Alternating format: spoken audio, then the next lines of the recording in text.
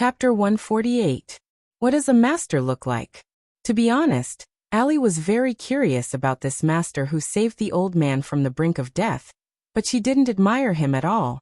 She didn't even believe in the ancient Chinese medicine of Wuxia, let alone this kind of people who could turn into quacks. In Ellie's impression, the so-called master is nothing more than a man with a sloppy beard who pretends to be a master who enjoys worldly adventures. The other kind is a sage-like man who pretends to be a Taoist who has jumped out of the mortal world and is not stained by karma. However, can a woman with such a hot body also be a master? When this woman sits in the living room, wherever she looks, there seems to be thousands of little hands scratching your heart. This is the description that Ellie comes up with after thinking for a long time. Grandpa AI is too old to be attracted by any enchanting beauty. He simply turns a blind eye to the white chest and tells the master about the situation. The master covers her mouth and smiles. I know the owner of Villa number 18. Speaking of which, he is Miss Ellie's old friend. Grandpa AI looks at Ellie, who is wearing a wig and doesn't know what is going on. The master smiles and her white chest shakes. Ellie, who is also a woman, feels thirsty. The master says, I heard that he is a beauty with the surname Lin. Is he Miss Ellie's old friend? The beauty with the surname Lin. The first thing that comes to Ellie's mind is the 150 million yuan that she wasted in Rueli. The second thing that comes to her mind is Lin Luoran's beautiful face that can make her look better. Ellie hates both of them. Wait, is it Lin Luoran's doing to her hair? Ellie is both shocked and angry. Grandpa AI looks at her with a sullen face and asks her what is going on. Of course, Ellie stutters. She can't tell Ellie that she stole Lin Luoran's boyfriend and stopped her from working. Then Lin Luoran set a trap in Rueli and caused Fortune House to lose 155 million yuan. But Grandpa AI is old, but he is not muddle-headed. Looking at Ellie's expression, he knows there is something fishy. Villa number 18 is related to his life. No matter how much he loves his granddaughter, it is not as important as his own life, right? Under Grandpa AI's interrogation, Ellie reluctantly tells Ellie about the old grudge between her and Lin Luoran. As soon as she finishes her words, Grandpa AI slaps her. You are a disgrace to the AI family. Ellie doesn't expect that Grandpa will slap her in front of outsiders. She is stunned. Grandpa AI closes his eyes and feels remorseful. This is the successor he has chosen, but he is deceived by his granddaughter's seemingly smart and full of management jargon. How can she be the leader of Fortune House if she behaves like this? Grandpa AI was shaking with anger. How did we get our surname? Do you remember? There is a clear palm print on Ellie's right cheek. Grandpa AI is old but firm. The slap makes Ellie's right cheek swell quickly. Ellie's eyes turn red and she sobs. We are the descendants of the royal family. Her family is the direct descendant of Aizenjoro. If the Qing dynasty didn't fall, Ellie would still be the real Gitch. Because of her noble bloodline, Ellie always feels like she is a member of the British royal family.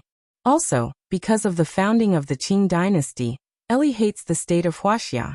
She is willing to be a banana person, who is yellow on the outside but white on the inside. But what does it have to do with this? Grandpa AI is disappointed. Since you know that you are a noble, you should focus on the overall situation. How could you ruin the capital chain of Fortune House just for your own pleasure? How many times has your father told you how Fortune House developed to where it is today? How many times has your grandmother told you about it? Ellie lowers her head. Everyone in the AI family knows about the history of Fortune House. When the capital was in turmoil, Grandpa AI's father, who is Ellie's great-grandfather, was a small bailey in the prince's mansion. When the monarchy was abolished, these nobles of the Qing dynasty didn't want to see the end of their power. They buried their precious jewels in the suburbs during the chaos and protected Ellie's great-grandfather all the way to the south. In the end, they encountered warlords in the center of Chuan province, which disrupted their plan to go to the sea. They had to stay in the center of Chuan province. They stayed until the founding of the Qing dynasty. At that time, the people of the Republic of China gathered together. It was impossible to restore the country. As time goes by, the ancestors of the AI family become more and more desperate. They gradually lose their fighting spirit. In the end, They simply use their hidden jewels and become a jewelry magnate in the center of Chuan province. Although they had become businessmen, they had never forgotten the decadent Manchurian Qing dynasty. That was why the company was called Fortune House. Everyone in the direct line of the AI family, like Ellie, knows about this history. Just like the Liu family also has to respect Grandpa AI, many people know about the past of the AI family. However, today's gun control is very strict. The era of forging weapons privately and rebelling with broadswords is gone. The head of the government doesn't care about the background of the AI family. He is happy to let them generate revenue for the government. He just pretends that he doesn't know about it. After reviewing this history, Ellie still doesn't know what Grandpa AI is talking about. Even the master can't help but smile. The little girl of the AI family is so stupid. It is much easier to get the jewels from her than from the old man. Anyway, he is going to die. Why should he waste the elixir that he has worked so hard to refine?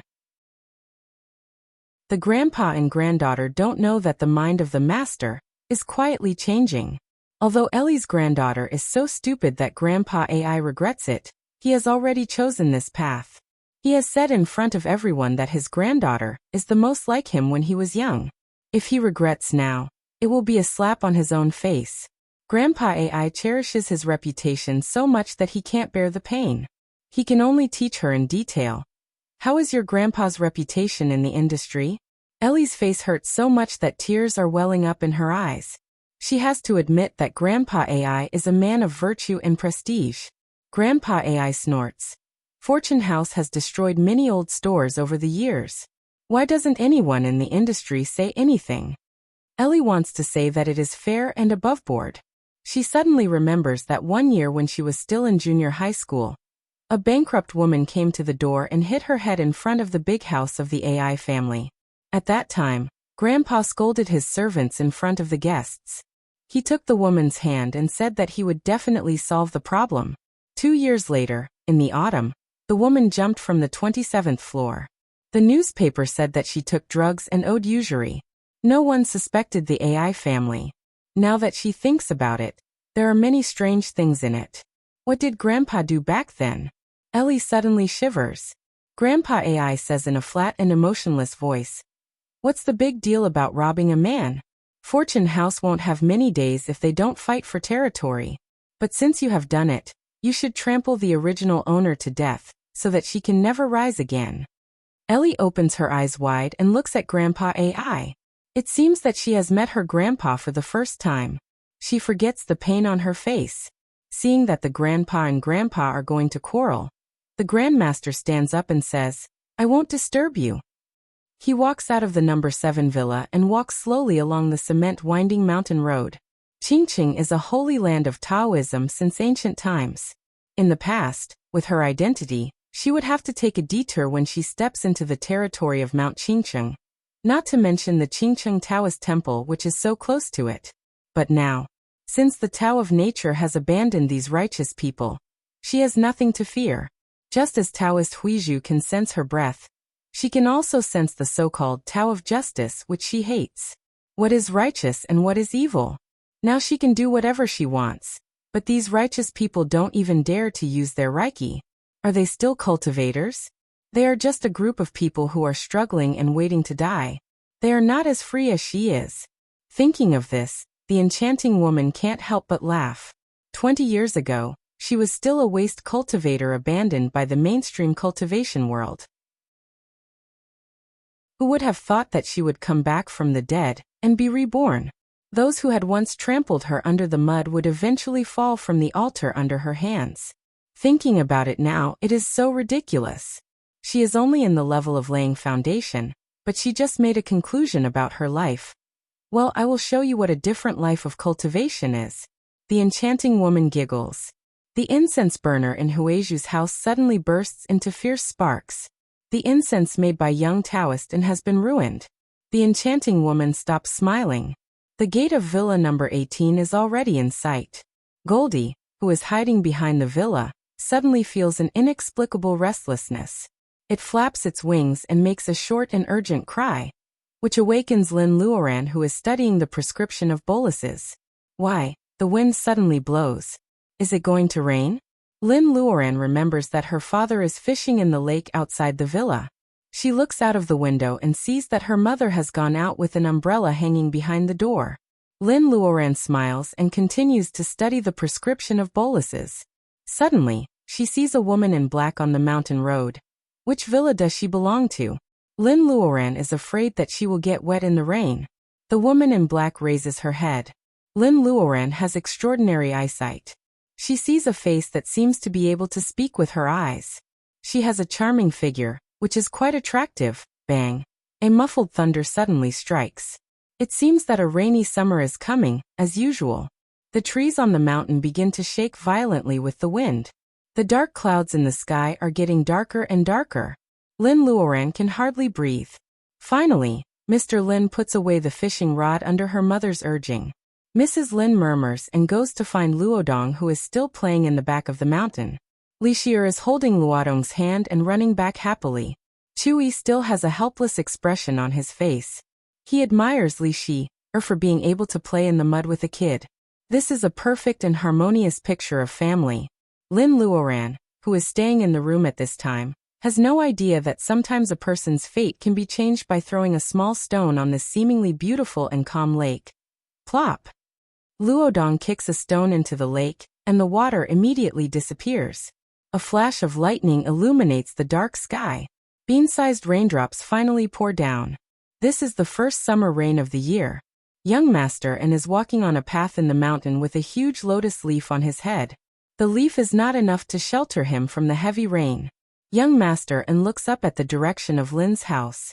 His white cloth shoes are not stained by the mud at all. He is so fast that there is no dust on his feet. However, can he make it in time? Chapter 149. When young Master An arrives at Lin's villa, the rain is at its heaviest.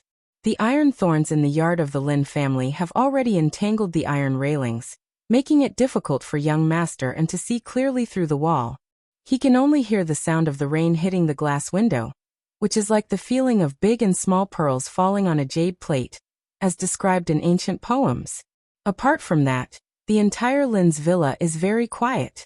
Young Master An can't help but feel nervous when he thinks of Huizhu's solemn words, and the current situation of Lin's villa. The big lotus leaf that was used as an umbrella can't stand the rain. There is a big hole in it. Young Master An throws it away and rushes into the rain. The rain only stays on the tip of the grass for a short while. Soon, it quietly converges into a stream under the lawn. The stream flows through the gaps of the cobblestone path into the open-air swimming pool. The grass and dead branches are also brought into the pool. The blue swimming pool becomes very dirty. Young Master An pushes open the half-closed glass door. The bloody scene of Lin's family members and elders doesn't happen. Instead, in the transparent greenhouse, he smells the fragrance of the Sioux Heart orchid. The sound of the rain is so loud that it covers the conversation of Lin's family. Young Master An made an apologetic gesture. He looked around and found the only unfamiliar face. It was a woman dressed in black tights. At first glance, she looked like she was in her early 20s, but from her side profile, she looked like she was in her 40s. Her nose bridge was very high, and her facial features were deep. Her black vest only covered her chest, and she looked very sexy. Although it was obvious that she was an Asian woman, she was more inclined to the exotic beauty of the West. Unlike young Master An, who has been on tenterhooks all the way here, the atmosphere in the greenhouse is very harmonious. The woman in black is holding a cup of hot tea and talking happily with Lin Luoran. Young Master An Lin Luoran stands up and greets him more warmly than usual. She is smiling as if she doesn't know how dangerous the woman in black is. There are only the woman in black, Lin Luoran Chui, and Li Xier in the greenhouse. The two elders of the Lin family are not here, and neither is little Luodong. Young Master An feels a little relieved. He makes a deep bow and says, "Lay Buddhist, my master Huizhu knows that you are here. He asked me to invite you to Qingqing Taoist Temple." The woman in black covers her mouth and smiles. "Lay Buddhist? How could I be worthy of such a title?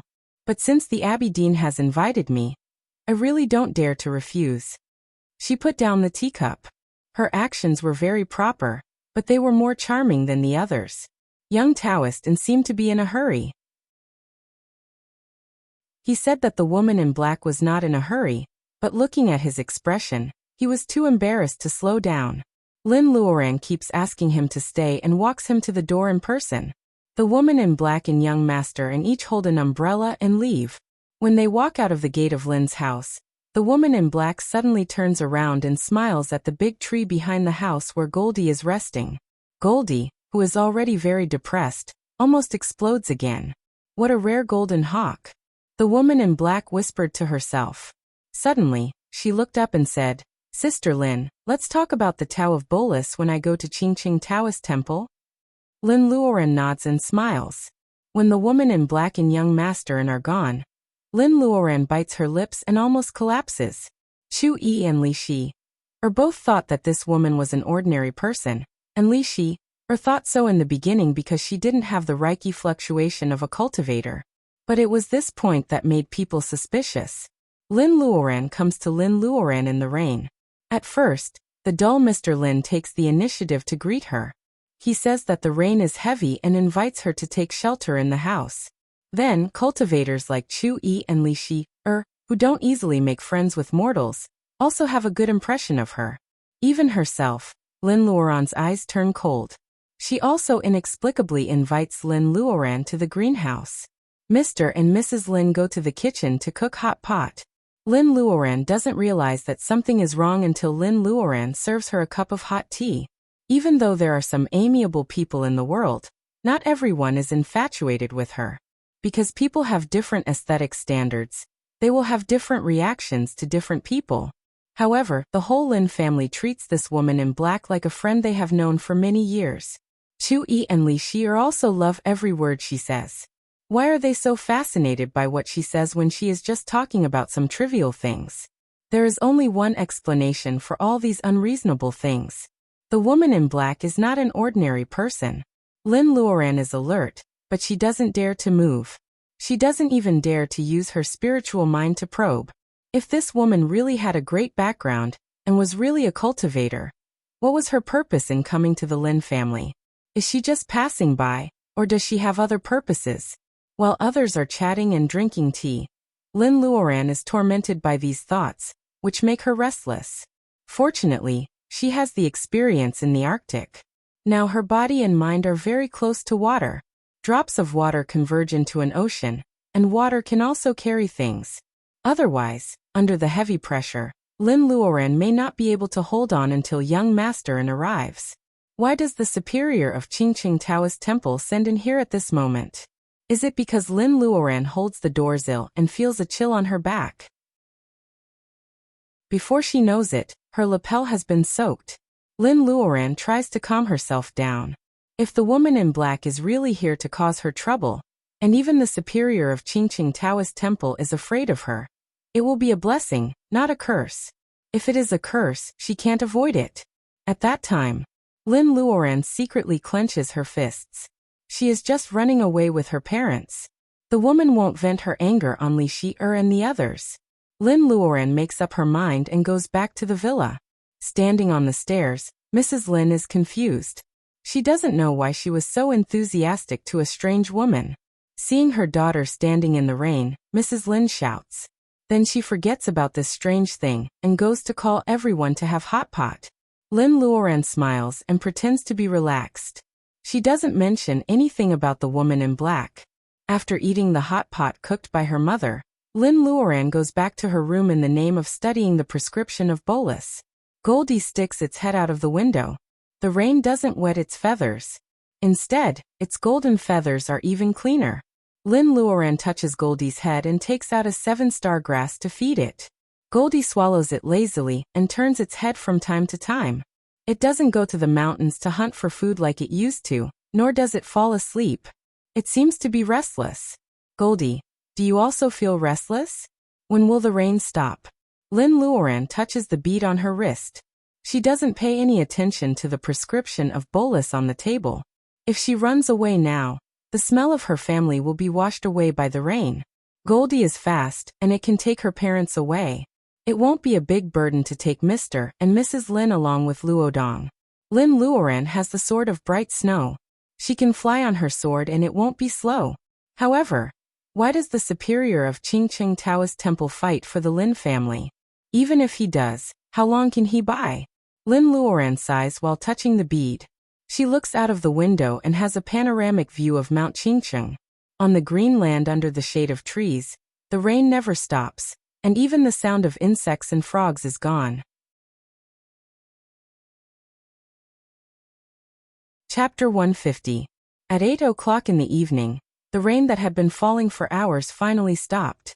The moon rose from afar, and was about to disappear into the horizon. The moonlight seemed to have been washed clean by the rain. The moon tonight was especially bright. Mrs. Lin and the others are enjoying the cool air in the yard. Staring at the light in the bedroom upstairs, Mrs. Lin sighs. Luoran hasn't left her room since lunch. What can we do? Chui just imitates Sister Hong and smiles when he can't answer. In fact, a few hours is nothing. Although cultivators in the level of training Qi can't abstain from eating, they have enough food and water. It's normal for them to do closed-door training for a few years. Chui wonders which level Sister Lin is at now. Chuyi's eyes are shining. Will Sister Lin be the first one to lay foundation among them? Contrary to Chuyi's expectation, Lin Luoran is not meditating. In the quiet bedroom, Lin Luoran's eyes are closed, and a colorful ball of light is floating in front of her. After Lin Luoran compresses it, it finally turns into a colorful glass bead that is shining brightly. Lin Luoran opens her eyes and carefully puts the bead away. She thinks for a while and then closes her eyes again, hoping to recover the Reiki she has consumed as soon as possible. Goldie opens its eyes from time to time, and looks at the back mountain vigilantly. It has been restless all day and its eyelids are twitching. This is the special telegnosis of the Golden Hawk family. Time flies to 2 o'clock in the morning. A strong wave of Reiki suddenly bursts out from the direction of the Qingqing Taoist Temple on the back mountain. After a few seconds, everything goes back to normal. Lin Luoran opens her eyes and says something to Goldie. Goldie looks more and more serious. Lin Luoran opens the window and jumps down. Chui and Li Xier also get up. Such a strong wave of Reiki even alarmed them. Seeing that Li Xier is about to call her, Lin Luoran makes a gesture to hush her. Suddenly Lin Luoran and Li Xier hear Lin Luoran's rare serious voice, "Stay at home. Run away if anything goes wrong. Goldie will take my parents and Luodong away. Take care of yourselves." Chui wants to say something, but Li stops him and nods to Lin Luoran. After all, Mr. Lin has cultivated the sense of qi. He doesn't notice that Lin Luoran has a higher level of cultivation. Li Xier and Lin Luoran don't plan to hide it from him, so he wakes up. When Mr. Lin puts on his clothes and comes out, he sees Lin Luoran flying like a big bird and disappearing into the depths of the forest. Under the moonlight, Li Xier put on a serious face and forced a smile on her face. "Uncle, I'm afraid I won't be able to sleep tonight." A few miles of mountain road is nothing for Lin Luoran now. After a few leaps, she can already see the corner of the Qingqing Taoist Temple in the distance. There are people on the roof. Lin Luoran looks up and sees a skinny old Taoist with his back to the light. The woman in black is standing on the other side. Needless to say, the skinny old Taoist is the superior of Qingqing Taoist Temple. Judging from the fluctuation of Reiki just now, the two of them have already fought. Lin Luoran knows her own strength very well. She is not sure that she can hide it from the two of them, so she just walks closer. After a few steps, she sees the blood on the corner of the woman in black's mouth. However, the superior of Qingqing Taoist Temple has no trace of blood. It seems that the superior of Qingqing Taoist Temple has the upper hand in the fight just now. Lin Luoran is a little relieved. Maybe her parents won't run away tonight. That would be the best. After all, they have fallen out with each other. Lin Luoran doesn't know what happened in the afternoon. The woman in black laughs. The blood on the corner of her mouth is still wet, which makes her look beautiful. She says, "Here comes another one. God is really saving me a lot of trouble." Lin Luoran ignores her. She only bows to the superior of Qingqing Taoist Temple and says, "Thank you for taking care of me." In this case, it is not appropriate to be long-winded. It is better to be careful not to say something than to say it out loud. The old Taoist Huizhu nods, and the woman in black sneers. Since when is it popular to take care of the younger generation in the world of cultivation? She lowers her voice, which makes Lin Luoran want to hear the second half of her sentence. Thinking of the unusual behavior of the Lin family today, Lin Luoran is secretly shocked. She bites the tip of her tongue, and the pain makes her wake up. The scene has changed again. The horsetail whisk in the hands of the old Taoist Huizhu is a magic weapon. Now, with the infusion of Reiki, thousands of strands of the horsetail whisk stand upright under the moonlight like thousands of terrifying steel needles. After reaching the foundation building realm, the sea of aura would open and the dantian would form. The spiritual energy in a cultivator's body would slowly be refined into spiritual energy. In the path of magical equipment, spiritual energy was still needed to be used in order to truly display the power of the magical equipment itself. The woman in black smiles. A black lotus suddenly appears in her right hand and unfolds slowly under the moonlight. Lin Luoran doesn't even blink her eyes. This is the woman's magic weapon. Not everyone in the world of cultivation is a swordsman. Lin Luoran touches the single-headed phoenix hairpin in her hand. If the snow sword were fine, she wouldn't have to worry so much with the two swords together. However, the fight has started on the roof. The old Taoist Huizhu's horsetail whisk is very flexible. Every time he waves it, the range of the attack is around the woman in black. Maybe it is the strength of a senior cultivator in the level of laying foundation. Or is it because of the lack of Reiki on the earth? Lin Luoran doesn't want to move her eyes away. Of course, this kind of fight between cultivators in the level of laying foundation is rare. Every move of theirs is an inspiration for her, who lacks fighting experience. The petals of the black lotus gradually open, revealing the white seed pod inside. The contrast between black and white is strong. Lin Luoran feels that there is a fragrance in the air again. It is so familiar that it reminds her of the black epiphyllum she found on the edge of the cliff. It seems that it is not. Lin Luoran is in a trance. A pink mist quietly spreads out from the woman in black. Lin Luoran's pupils shrink. Before she can say, "Taoist, be careful," the pink mist turns into a snake and rushes to the old Taoist Huizhu. Compared with the mist snake of Zhou Yaowei in the back alley of the Blue Bird Club, the snake of the woman in black is obviously fiercer and faster. It comes to Huizhu in a blink of an eye. Lin Luoran takes a deep breath. No wonder it feels so familiar. The woman in black is obviously from the same sect as Zhou Yaowei. Is the woman in black here for revenge? Then she can't let the people of the Qingcheng Taoist temple suffer for her. The single-headed phoenix hairpin turns into a sword. Although there is no big river here, there is always moisture in the mountains and swamps. The night is so dark. Isn't it the time for frost? Since the woman in black is Zhou Yaowei's master, Lin Luoran will not show any mercy. What? You say I can't sneak attack? Bullshit. In this day and age, whoever was a gentleman was a pig. Obviously, the old Taoist Huizhu has much more fighting experience than Lin Luoran. The pink mist snake doesn't even touch the corner of his Taoist robe, and he dodges it easily. At this moment, Lin Luoran's frost descent is really like the frost in the night. It silently attacks the back of the woman in black. Lin Luoran focuses all her attention on the sword. The bright sword is about to cut the woman in black. However, a strand of silver silk instantly entangles the sword. Lin Luoran looks at the old Taoist Huizhu who suddenly attacks her. She feels like she is struck by lightning. The woman in black, on the other hand, giggled and trembled like a flower.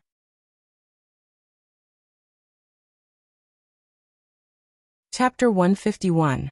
Master.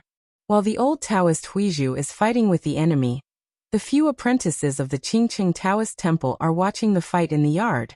Seeing Lin Luoran jumping on the roof, they feel embarrassed for the sneak attack, but they didn't expect that it was Huizhu who stopped Lin Luoran. Young master and can't help but exclaim.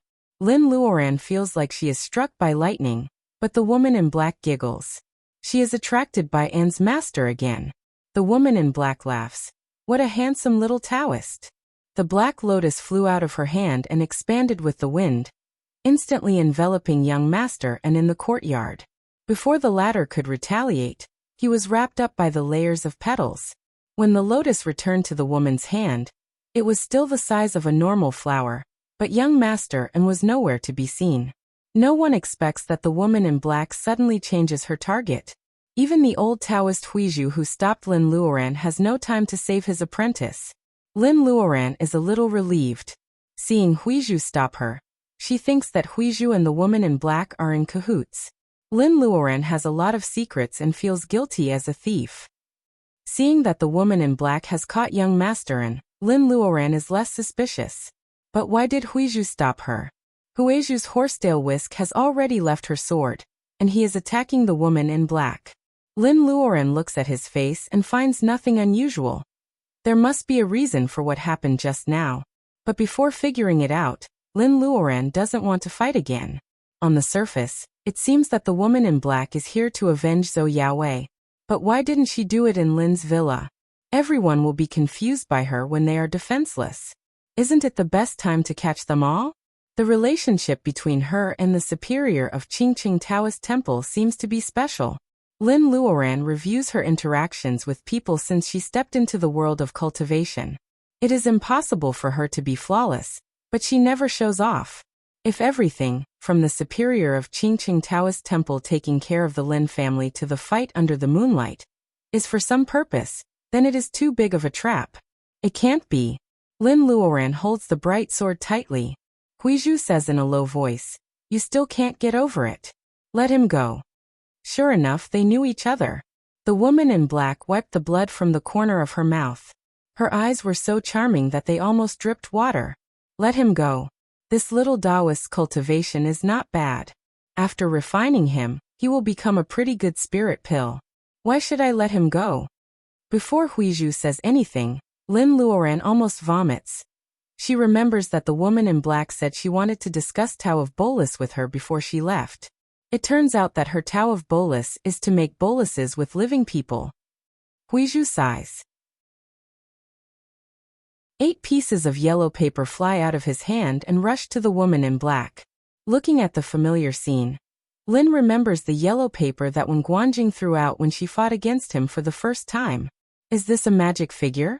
The woman in black is obviously more knowledgeable than her.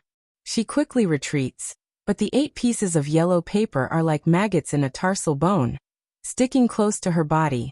The woman in black has nowhere to retreat, so she puts the black lotus in front of her chest. The lotus bursts out a dim light, forcing the 8 pieces of yellow paper to retreat more than 3 feet. Glyphs. Old man Huizhu, you've improved a lot these years. Glyphs. There is no knowledge about magic circles and magic figures in the memory bead given by White Fairy. It seems that White Fairy is not good at these 2 things. However, Lin Luoran has been thinking about the jade pendant that can protect the owner in Commander Qin's story. Now seeing that magic figures and magic circles can be combined, Lin Luoran can't take her eyes off it. Although the Black Lotus had forced back the 8 talisman papers, it had also given the talisman papers time to form a formation.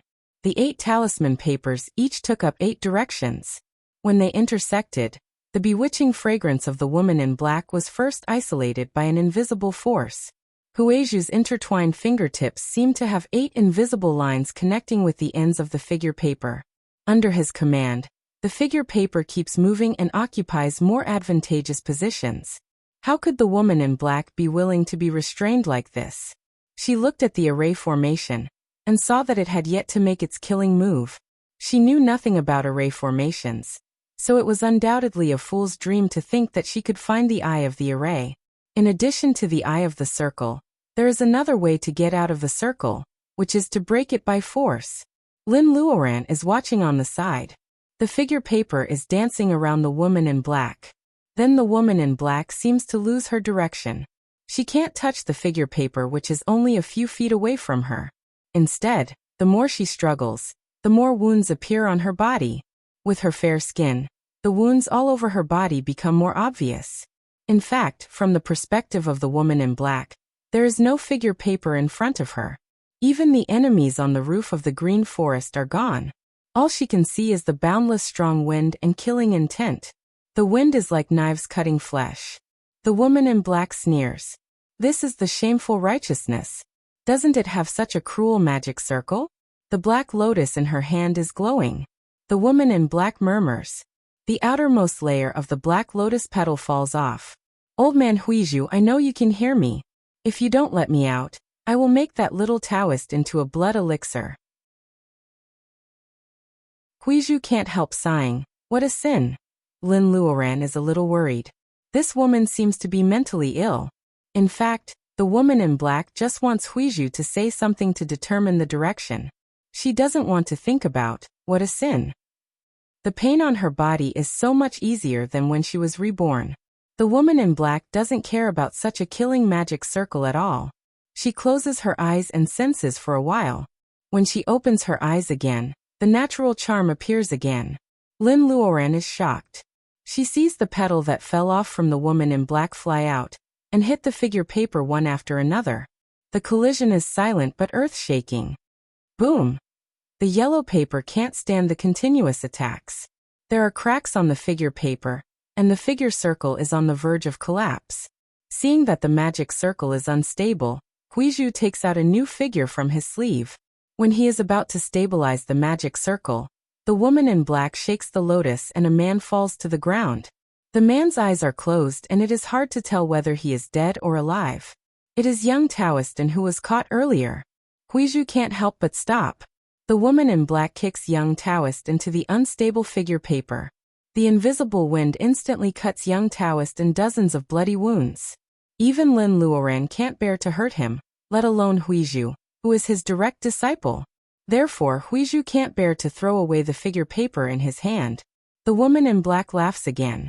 Within leading the way, she actually breaks out of the magic circle. Lin Luoran wants to stab the woman with her sword, but she hesitates because Huizhu tried to stop her. However, as soon as the woman gets out of the magic circle, she kicks young Taoist into Huizhu. She changes her direction again and attacks Lin Luoran with the black lotus in her hand.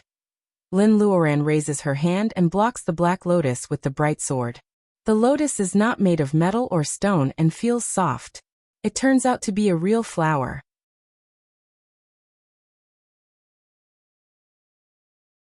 Chapter 152. The woman in black looks at the lotus in her hand with satisfaction.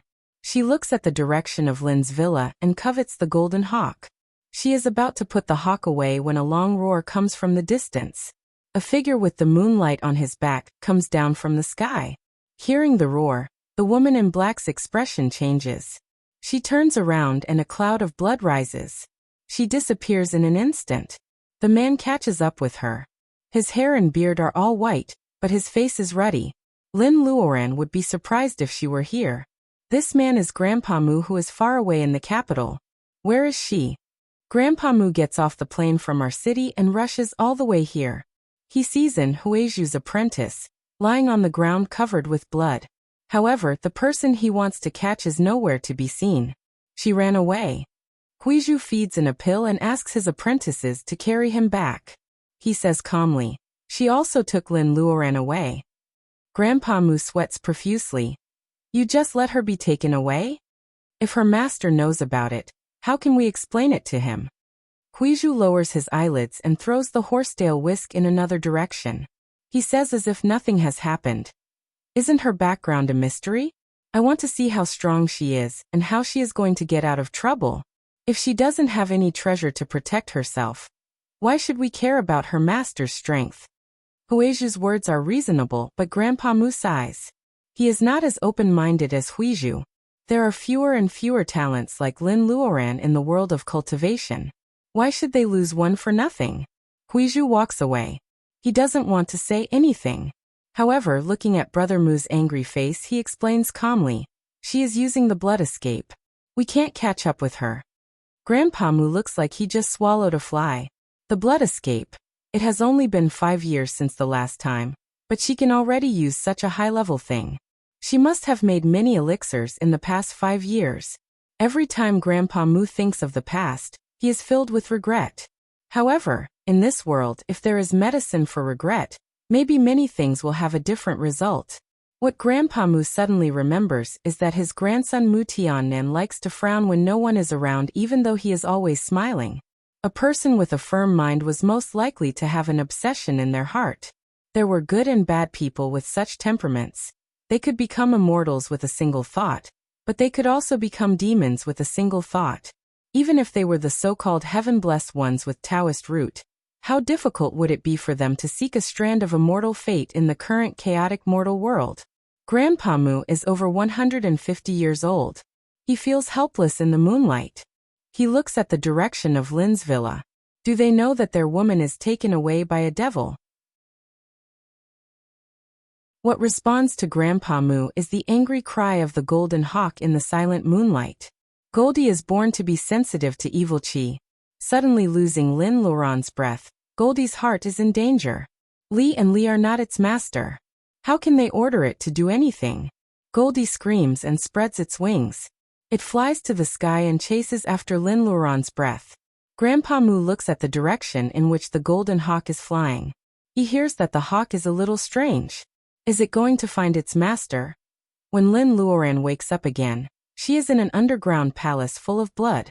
She feels that she is in a boundless sea of blood when she is still half awake.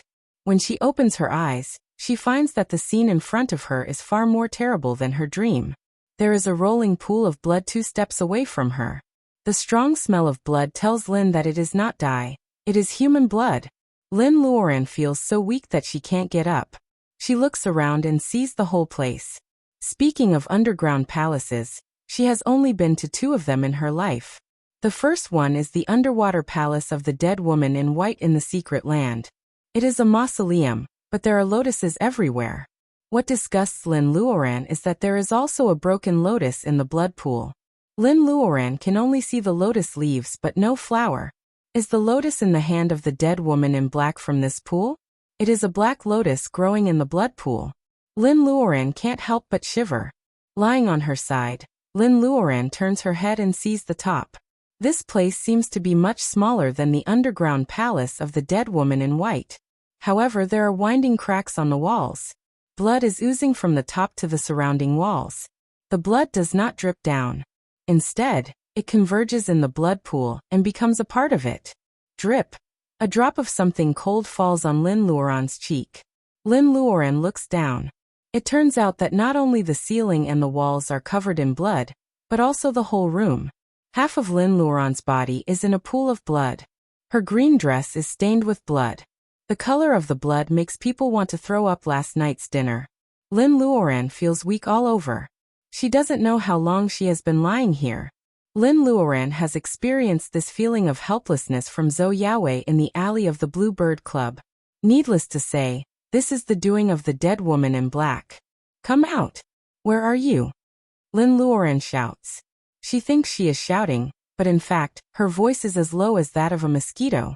Last time when she was poisoned by Zhou Yaowei's pink mist, the bead seemed to have detoxified the poison. Lin Luoran feels something is wrong. She is about to check the bead when the voice of the woman in black rings. You are so young, but you have reached the late stage of training qi. What a talent! Lin Luoran looks up. The face of the woman in black stops 1 foot away from her head. It seems that the woman is looking at Lin Luoran. After a while, the woman in black tuts and slides her fingertips across Lin Luoran's forehead. What a pity. You are pretty, but now you have to sacrifice my blood pool. Lin Luoran finds it hard to speak. She can't help but say, is it worth it to kill so many people to cultivate? She has been cultivating with her parents, but the future is uncertain. She can't help but cultivate with blood, so she can only cultivate as a devil. If the purpose of cultivation is to travel between heaven and earth, what about cultivating as a devil? Is it worth it? The woman in black laughs. She bends down and can't stand up straight. In the end, she laughs so hard that her tears almost come out. You are a disciple of a famous school. How can you understand the feelings of a waste cultivator? Is it worth it? Lin Luoran used to seek the fate of immortals in the deep mountains and rivers. Because of her poor aptitude, she was cultivating when others were cultivating. When others were resting, she was still cultivating. But what was the result? When the woman in black thinks of the things that happened many years ago, she can't help but get excited, which makes the blood pool tumble endlessly. That's why she hates the woman lying on the ground at such a young age who has reached the late stage of training qi. If she is a waste cultivator, then let all the geniuses in the world of cultivation die with her. The woman in black laughs again. The tears in her eyes have long disappeared. Now it's quiet. We can talk about the Tao of Bolus. She talks condescendingly, while looking at the direction of the blood pool. It seems that there is something interesting over there. Lin Luoran can't help but turn around.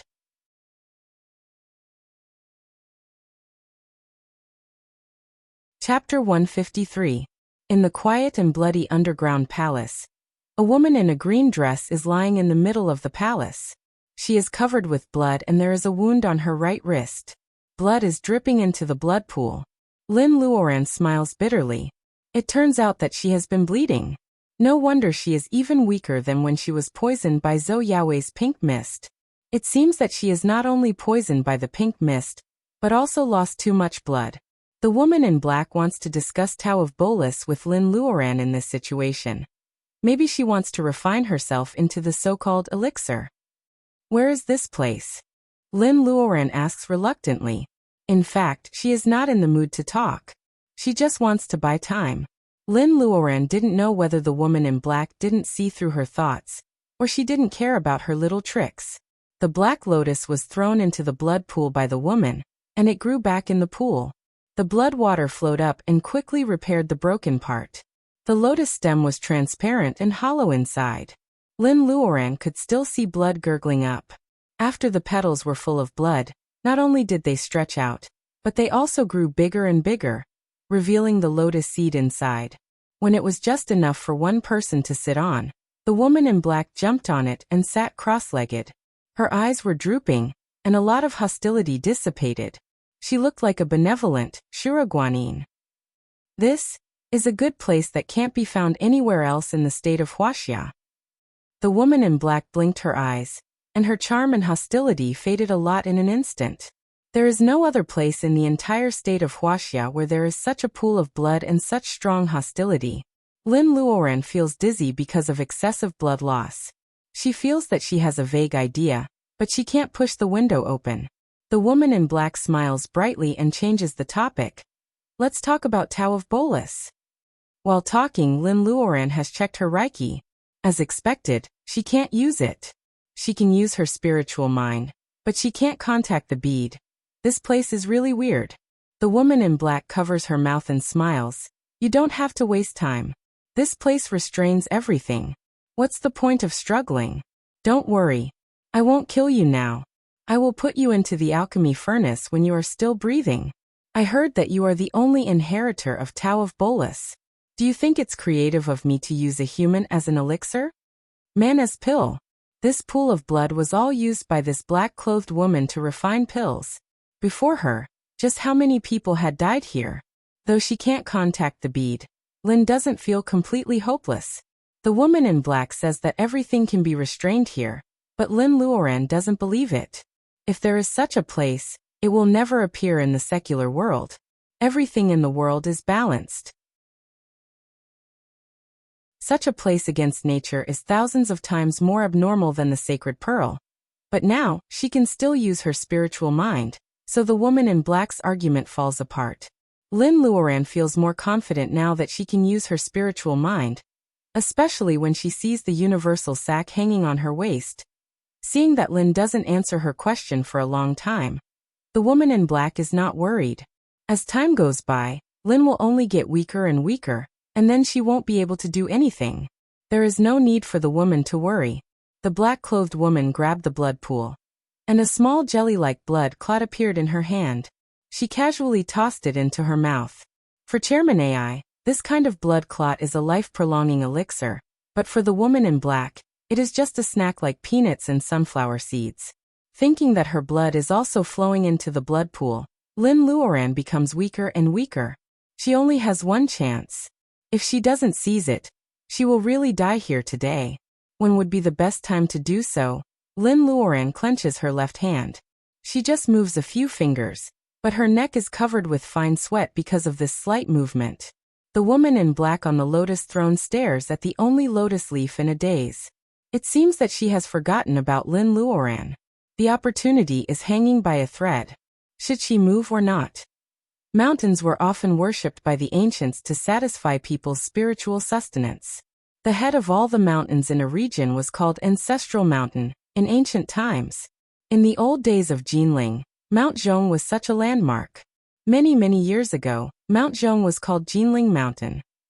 Because the Yangtze River passes through the west foot of the mountain, Jinling was located near the river, which was a very dangerous place.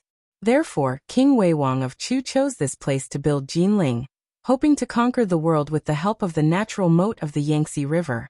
According to the Jiankong record of the Tang dynasty, King Weiwang of Chu built Jinling because of the mountain. Today, Jinling doesn't need the natural moat of the Yangtze River to protect its people, but the status of Mount Zhong is still the same. The center of Mount Zhong is located in the northeast suburb of Jinling, Jiangsu Province. The famous Zhongshan Mausoleum is located in the center of the scenic area. This is the mausoleum of a modern prophet. Not to mention holidays, tourists from all over the country come to visit Zhongshan. Today happened to be a Saturday, a sunny day. The hot sunshine can't stop the enthusiasm of tourists.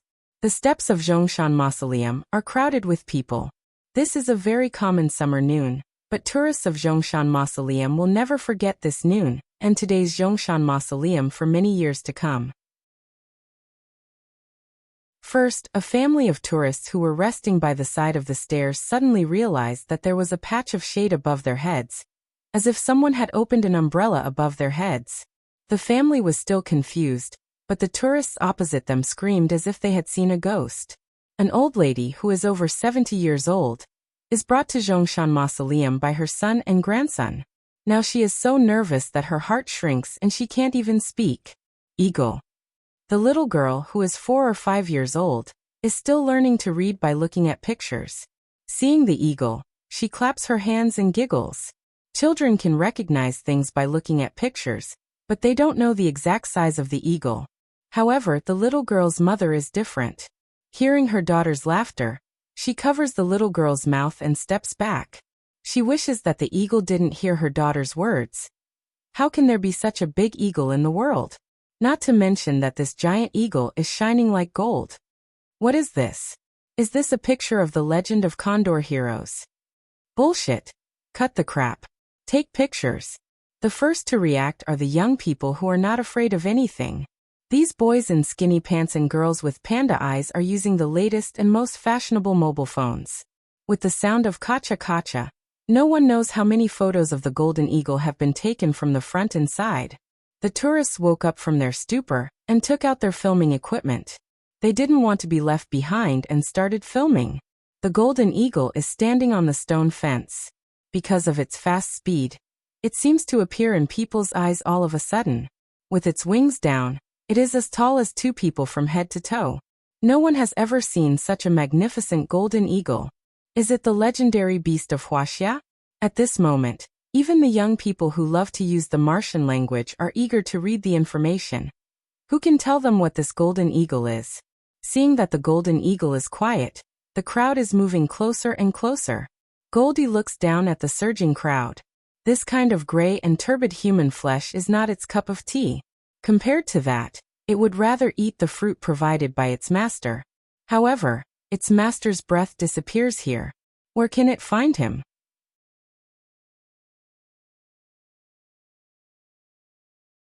Chapter 154. Every movement of Lin Luoran's fingers is very difficult. However, she has never thought about giving up. Only she knows that she doesn't have a powerful master. She is the backbone of the Lin family and she can't die here. Would there be a prince riding on a rainbow-colored auspicious cloud to save her? Lin Luoran scoffs at this idea even though she is in a daze. She tried to help Huizhu, but he stopped her without any explanation. As a result, she was taken away by the woman in black when she was unprepared. Lin Luoran now has a new understanding of Huizhu's care for the Lin family. She should rely on herself rather than anyone else. The woman in black looks at Lin Luoran's pale face. She becomes happier. It is said that you have a master who can help you cleanse your marrow. Do you think he will come to your rescue? Lin Luoran ignores her. The woman in black continues to talk to herself. You only have a little blood. How painful can it be? In the winter of that year, I was kicked out by my master. I took a train to the south and came to Zhongshan Mausoleum. I stayed at the foot of the mountain for a few days. The auntie who sold me the ticket felt sorry for me and gave me a cake. Lin Luoran's eyes move. Zhongshan Mausoleum. She says that she came to Zhongshan Mausoleum instead of go. The language of the state of Wuxia is wonderful. Only when a person is in that place, she will use the word come to describe the movement.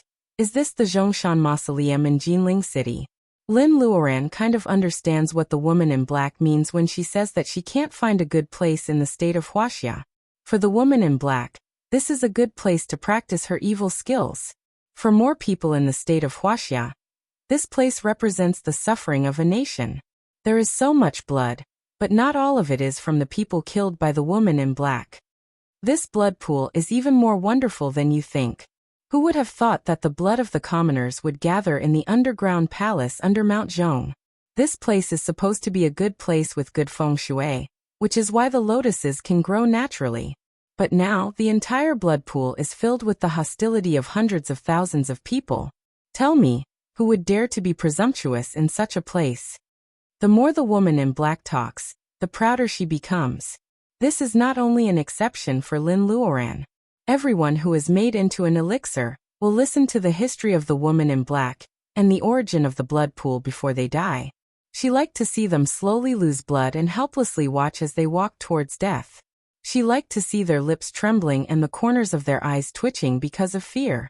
Only by doing so could she alleviate some of the pain and hatred she felt when her flesh and blood were devoured in the blood pool, and her bones were reborn over and over again. Lin Luoran watches the woman in black laughing.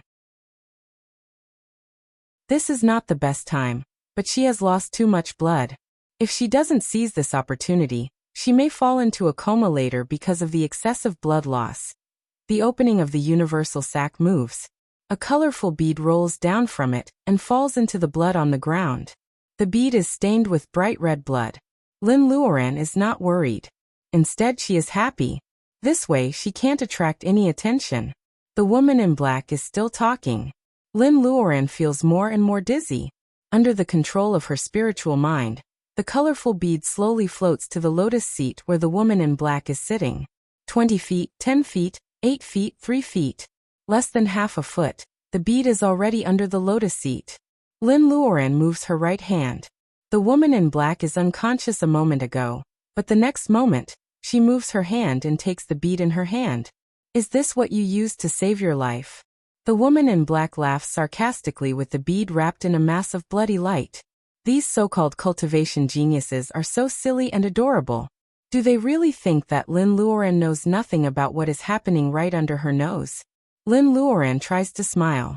She is really happy that the bead is in the hand of the woman in black. Although this smile is a joy in bitterness, it is sincere. Explode. Lin Luoran doesn't say it out loud. She just uses all her spiritual mind to contact the colorful bead wrapped in the bloody light. Bang. With a loud noise, the entire underground palace is shaking. The shock wave brought by the explosion shakes the underground palace. Even Lin Luoran, who is lying on the ground, is affected. Her thighs, arms, and even cheeks are full of wounds because of the airflow. The blood pool is tumbling. The bead made of Reiki of the 5 elements is indeed a disposable explosive. After everything calms down, Lin Luoran tries her best to open her eyes and look at the lotus seat. This place can suppress all magic weapons and spirit weapons. However, Lin Luoran doesn't want to control this bead at all. She wants to let the violent Reiki of the 5 elements stay together. Most of the time, she has to pay attention to the bead even if she carries it with her. The woman in black has never thought that the bead would be so violent and powerful. Therefore, when Lin Luoran struggles to look at the bead, she sees a woman with a broken arm and an unrecognizable face. Lin Luoran is also covered with wounds, but she smiles. No one would be able to survive such an injury, right? On the lotus seat, Lin Luoran doesn't know whether the woman in black is alive or not. Lin Luoran tries to contact the bead again. Now she has no Reiki in her body. If she doesn't replenish it, she can't get out of this underground palace. A quarter of an hour. There is still no response from the bead. However, there comes a laughter from the lotus seat. The woman in black who has lost her right arm stands up. Her face is beyond recognition and her body is covered with cuts and bruises. No one can be scared when they see a mess of rotten flesh walking towards them like in a horror movie. To be exact, the woman in black jumps into the blood pool and swims towards Lin Luoran. What makes Lin Luoran even more horrified is that every time the woman swims, her skin recovers a little bit. When she comes to Lin Luoran, except for her right arm which has been blown into powder, the other parts of her body have become white bones and flesh. Lin Luoran is no different from before. The woman in black looks at her right arm. She grits her teeth and curses Lin Luoran. Then she kicks Lin Luoran into the blood pool. Seeing Lin Luoran rolling in the pool, and being swallowed by the blood and resentful souls in the pool, the woman in black wipes the blood on her face, and puts away the intact black lotus. She disappears from the underground palace in a blink of an eye. The pool is rolling and Lin Luoran sinks again and again. The blood pool seems to be bottomless. Lin Luoran feels great pain in her body. She can feel the tearing of the resentful souls, and the corrosion of hostility, even with her eyes closed. It hurts. It really hurts. Is her flesh going to be eaten up? Is her finger full of white bones? It hurts so much. She is so tired. If she could start over again, she would choose to be a cultivator again. However, she will never let herself fall into such a situation because she failed to help others.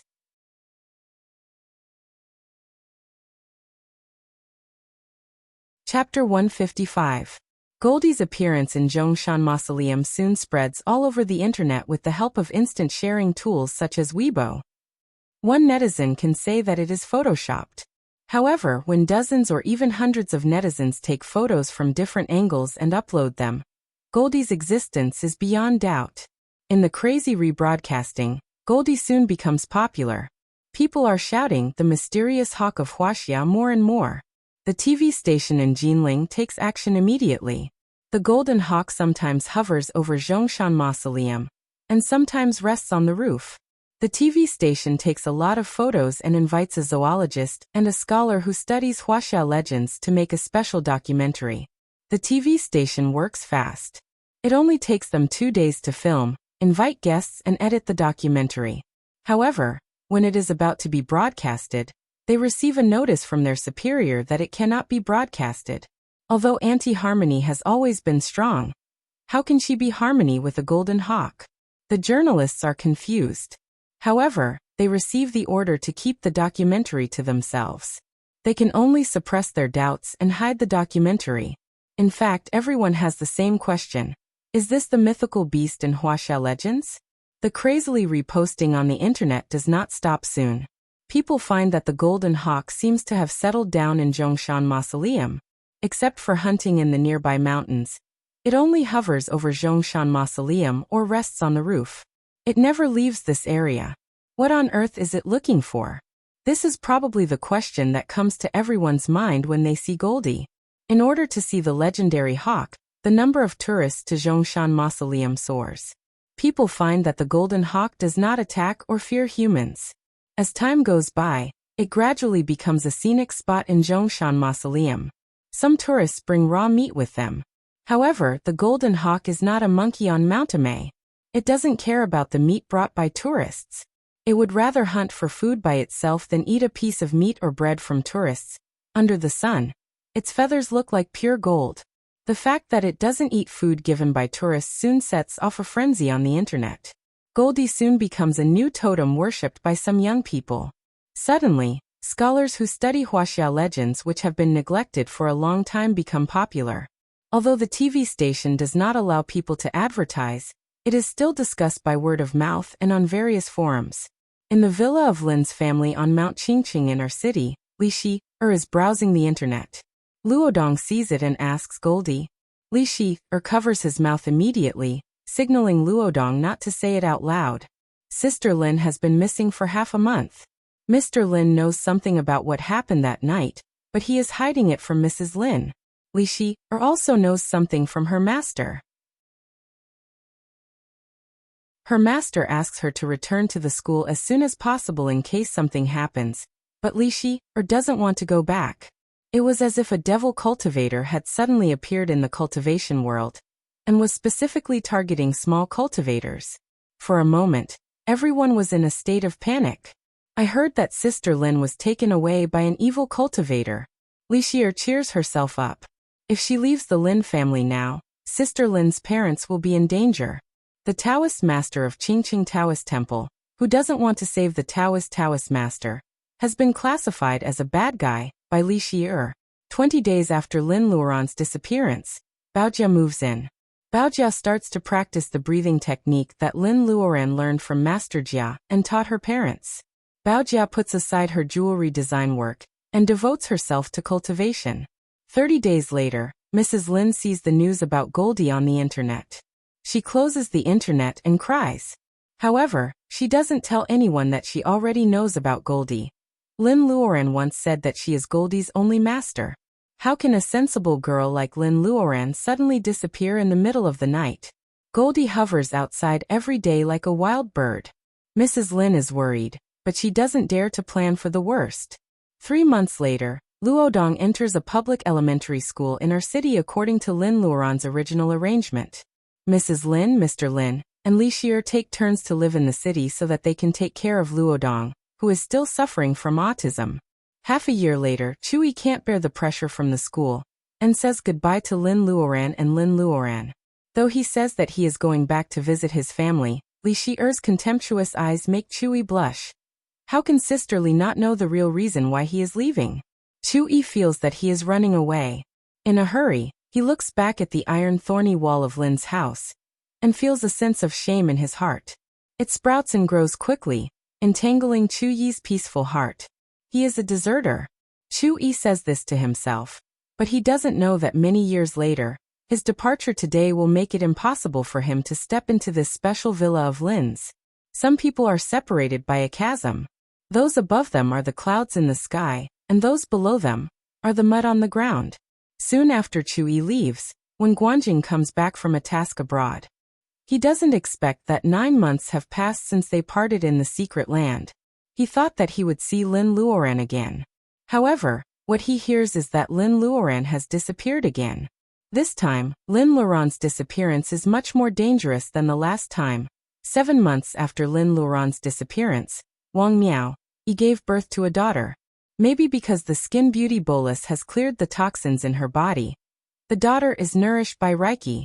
Fatty Chui is so happy that he can't even see his teeth. Wang Miao, and Lin Luoran gradually learn about cultivation and the crisis that the Lin family is in. Some seniors in the world of cultivation feel bored, and some juniors think that the Lin family is useless. However, Wang Miao, and Lin Luoran decide to buy Villa number 17, which is the closest villa to the Lin family. Now the Lin family has lost its backbone. Wang Miao, and Lin Luoran are the neighbors of the Lin family. Businessmen are cunning, but they are also stubborn. Friends are friends. In Wang Miao's eyes, friends are friends who don't flatter you when you are rich and powerful, but can't leave you when you are in trouble. Lin Luoran has been missing for a whole year. Except for Goldie, who is hovering over the Zhongshan Mausoleum, few people believe that she is still alive. This year Luodong is in the 2nd grade.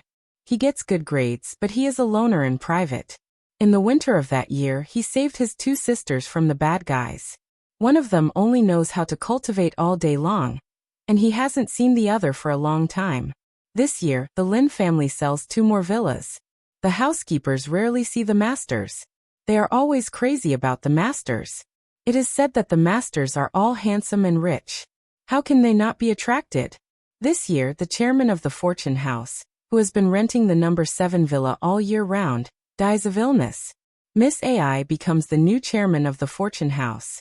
She is so busy that she has no time to go to the Lin family for holidays, so she doesn't need to rent a villa anymore. The next year, the situation is still not good. Lin Luoran is still missing. No one knows if she is alive, and no one knows if she is dead. Everyone becomes more and more desperate while waiting. However, they pretend to be strong. In the blink of an eye, the 3rd year has passed. It is another summer.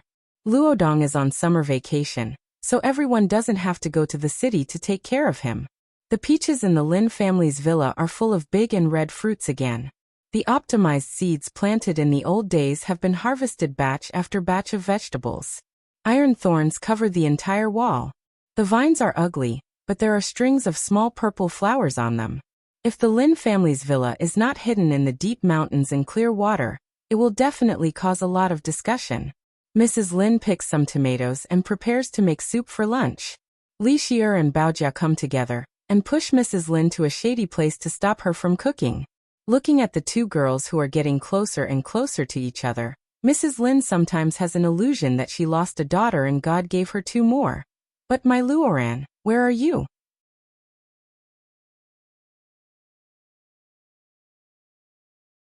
Chapter 156. In the past 3 years, Goldie has almost become a fixed landscape in the Zhongshan Mausoleum. After 3 years of being exposed to the sun, wind, frost, and rain, Goldie's golden feathers are still as bright as before. 3 years is not a long time for Goldie. Therefore, time is not Goldie's enemy. Its enemy is the woman in black who attacks it from time to time in the past 3 years.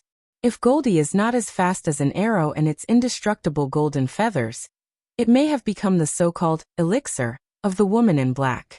Therefore, in the past 3 years, Goldie has been growing rapidly by sneak attacks. Goldie is no longer the silly eagle that confronted a rookie like Li Xier on the edge of a cliff for 3 days. If it were Goldie now, it could kill Li Xier with one claw attack if it went back to the secret land. The woman in black hasn't shown up for half a year. No one knows where she is, but Goldie never lets his guard down. The naivety in its eyes is gone, and it gradually becomes like a king. Ordinary tourists are more and more afraid to take pictures of Goldie. There is a golden eagle on Mount Zhongshan. It is the king of birds. This has become the consensus of many Wuxia people. As time goes by, Goldie is still popular. Smart businessmen have developed many products with Goldie as the theme. It has become a totem that awakens the mythical dream deep in the subconsciousness of every Wuxia people. This mysterious eagle is guarding the Zhongshan Mausoleum. What is it waiting for, or what? This question has been on the internet for 3 years. Netizens have all kinds of strange answers. After 3 years, no one knows what the golden eagle is waiting for. In fact, some people probably know about Goldie's waiting, but they don't care about it. For example, Taoist Huizhu, the superior of the Qingqing Taoist temple. It is a summer afternoon. Huizhu is mixing cinnabar and drawing a figure. After 3 years, Huizhu is getting older and older. Bang! There is a mistake in the line of the figure. The figure paper burns without fire and makes a small explosion. This is a demonstration for young Taoistan, but Huizhu doesn't know why he makes a mistake. This was the spirit traveling talisman that he had drawn countless times. The cinnabar was the best 100-year-old cinnabar. The talisman brush was made from the forehead hair of the silver wolf that was passed down from his ancestors.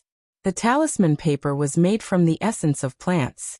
There was nothing wrong with these basic things. There was only one explanation, and that was that his heart was restless. Huizhu has lived for more than 150 years, and there are very few things that can disturb him.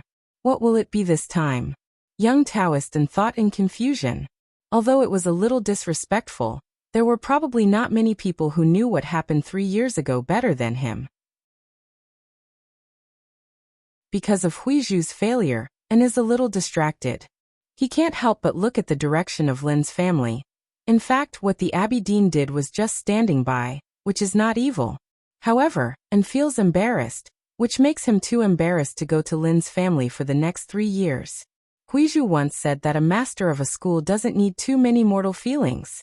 Sympathy and pity were both taboo. Shaoan didn't think so, but he didn't know how to refute. After all, Lin's family is an outsider.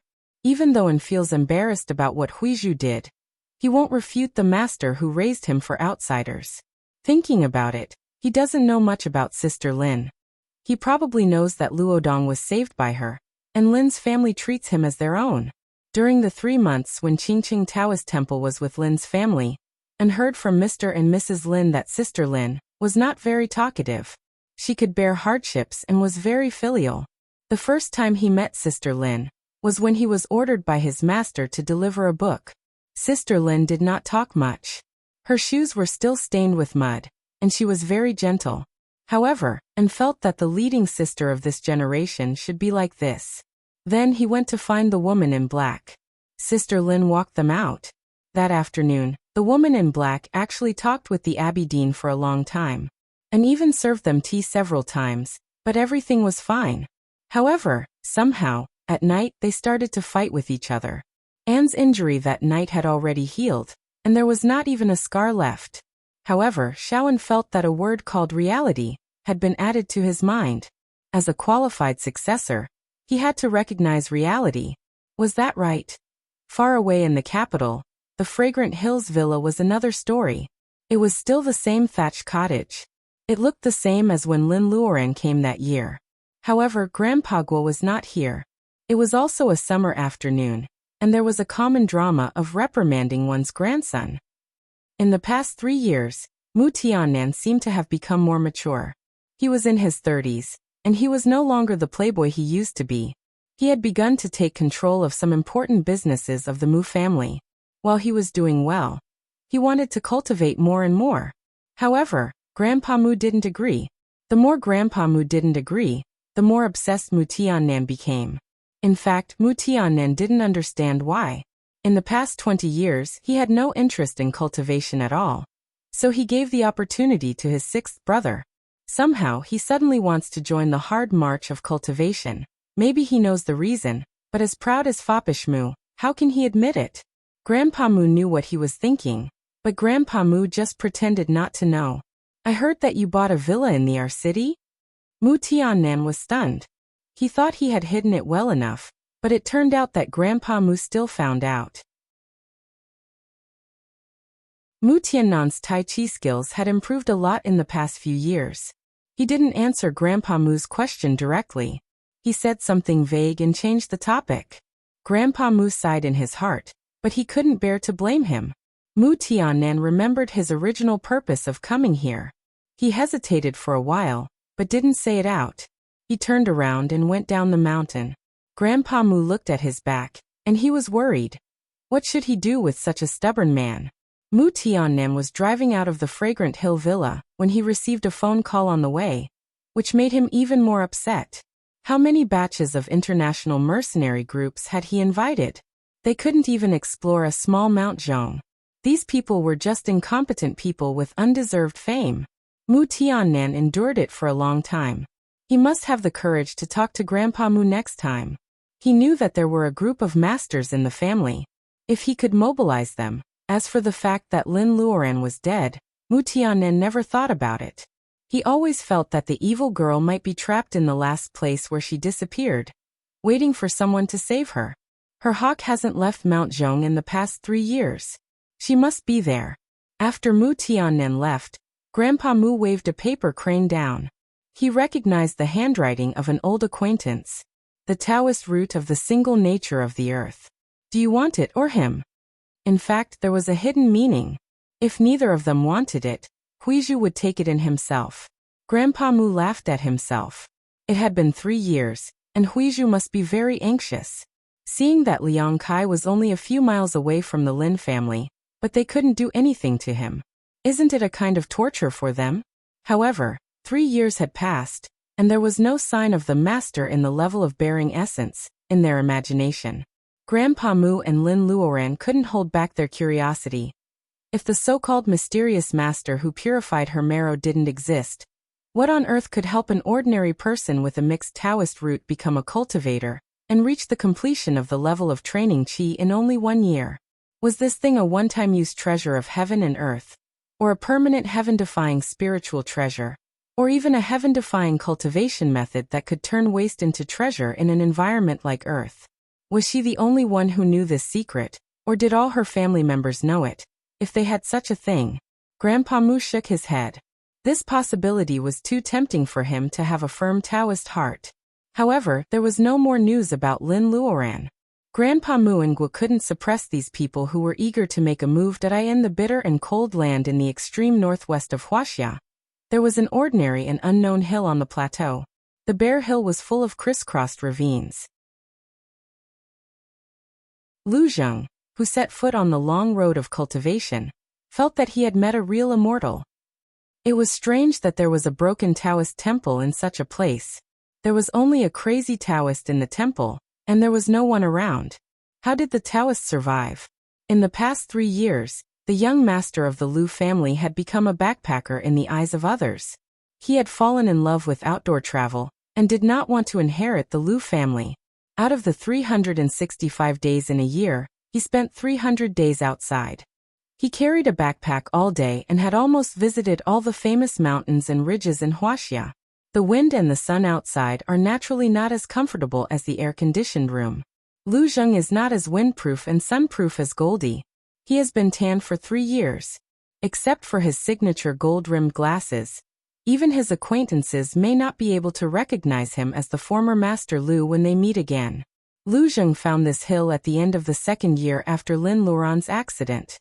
He believed that the crazy Taoist was unusual, so he took root on this bare hill in the bitter and cold northwest. He took care of the Taoist's food and clothes every day, and went to his tent to rest at night. He was not in a hurry to stay overnight in the shabby Taoist temple.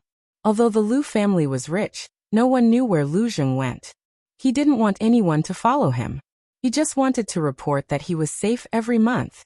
Therefore, no matter how rich Lu Zheng was, he had to go down the hill in person and walk dozens of miles to find a local village to exchange for rice, meat, and vegetables. Then he walked dozens of miles back, carrying a lot of things, and climbed up the hill with difficulty. He climbed like this about twice a week. Lu Zheng's shoulders began to get blisters from the basket's ropes. Gradually, thick calluses formed on his skin. Time flies. He climbed up the hill with a big bag on his back. However, the old Taoist still didn't pay attention to him. Although Lu Zheng was very patient, he couldn't help showing a trace of anxiety on his face. The crazy old Taoist caught it. "What? Are you impatient now?" It was the first time for the old Taoist to talk to Lu Zheng after living with him for more than a year. Lu Zheng didn't react for a while. When he finally heard the old Taoist's words, he found that he didn't feel excited at all. Instead, his eyes were slightly wet. "Do you want to cultivate?" The old Taoist changed the topic. He became serious for a while and didn't look so crazy anymore. "Yes, master. Please accept me." Lu Zheng kowtowed in the ancient way, formal and strict. The old Taoist stared into his eyes. "Why do you want to cultivate?" Lu Zheng kowtowed, but his voice was firm. He didn't say anything about pursuing the Tao of nature or immortality. He just said what was in his heart. "I admire a woman. She is a cultivator." The old Taoist smiled weirdly. "You want to cultivate to be with her?" Lu Zheng kowtowed and shook his head. "She doesn't like me and I don't dare to dream about it. But now she is in danger and I can't save her. So I want to cultivate." Lu Zheng just knocks his head and kowtows. After a long time, the crazy old Taoist sighs faintly. "Your Taoist route is not good. The road ahead of you will be difficult. Even so, are you willing?" Lu Zheng was overjoyed. He kowtowed and formally called the old Taoist master.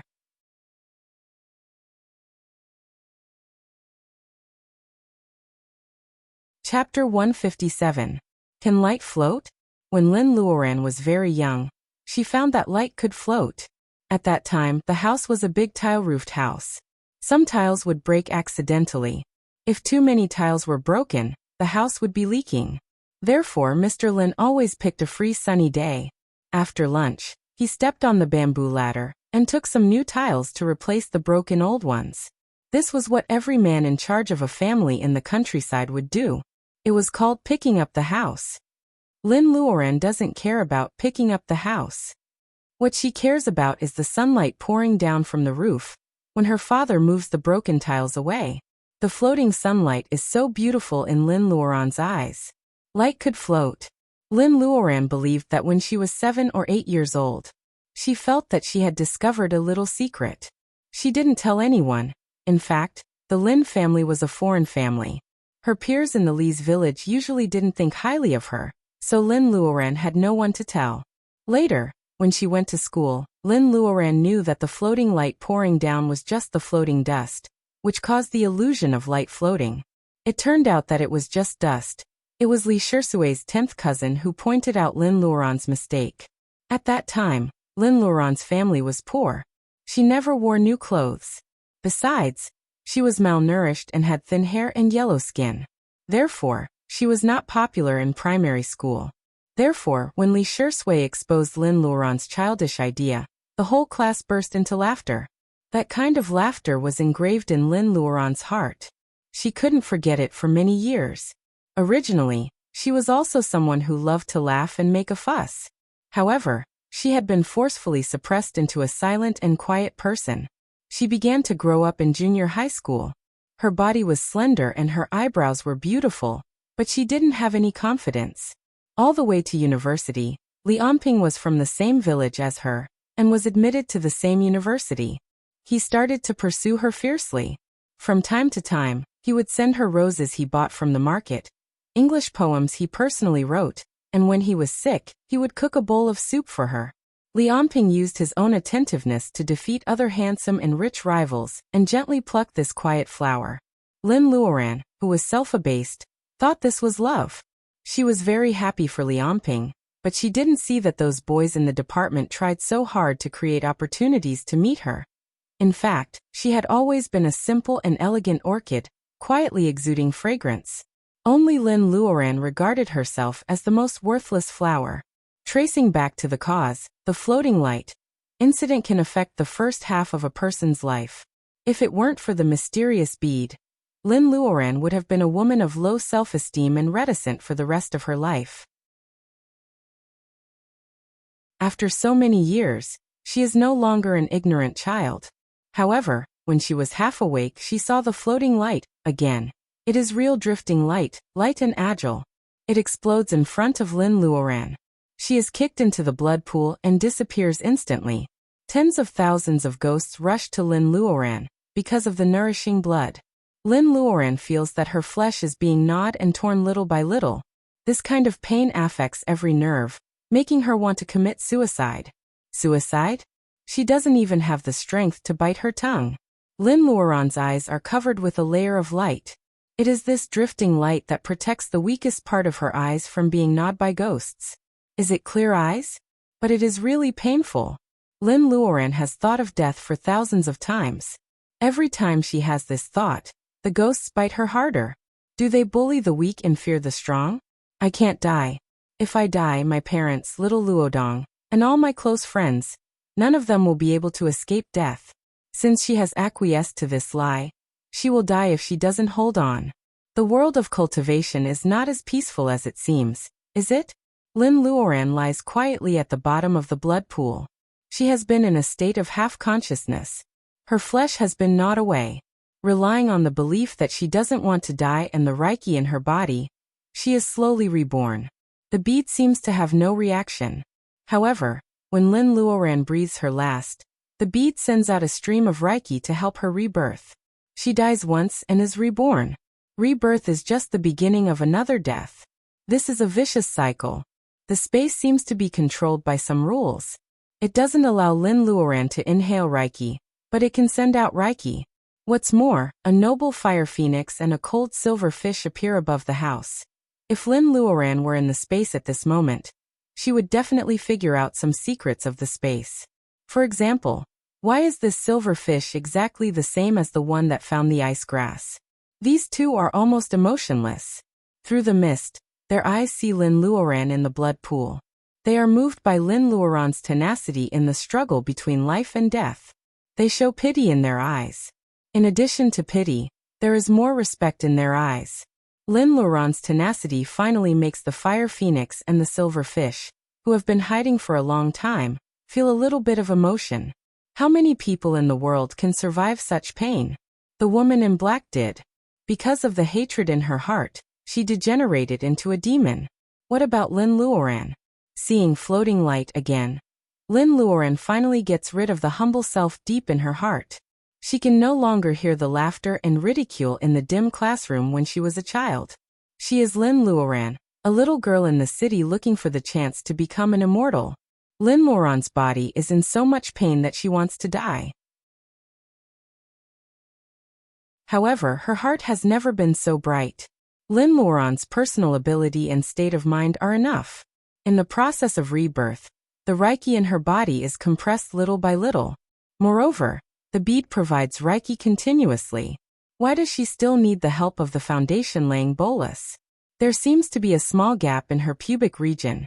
Reiki crazily rushes in. Lin Luoren vaguely senses it. Why does the Reiki in her body react again?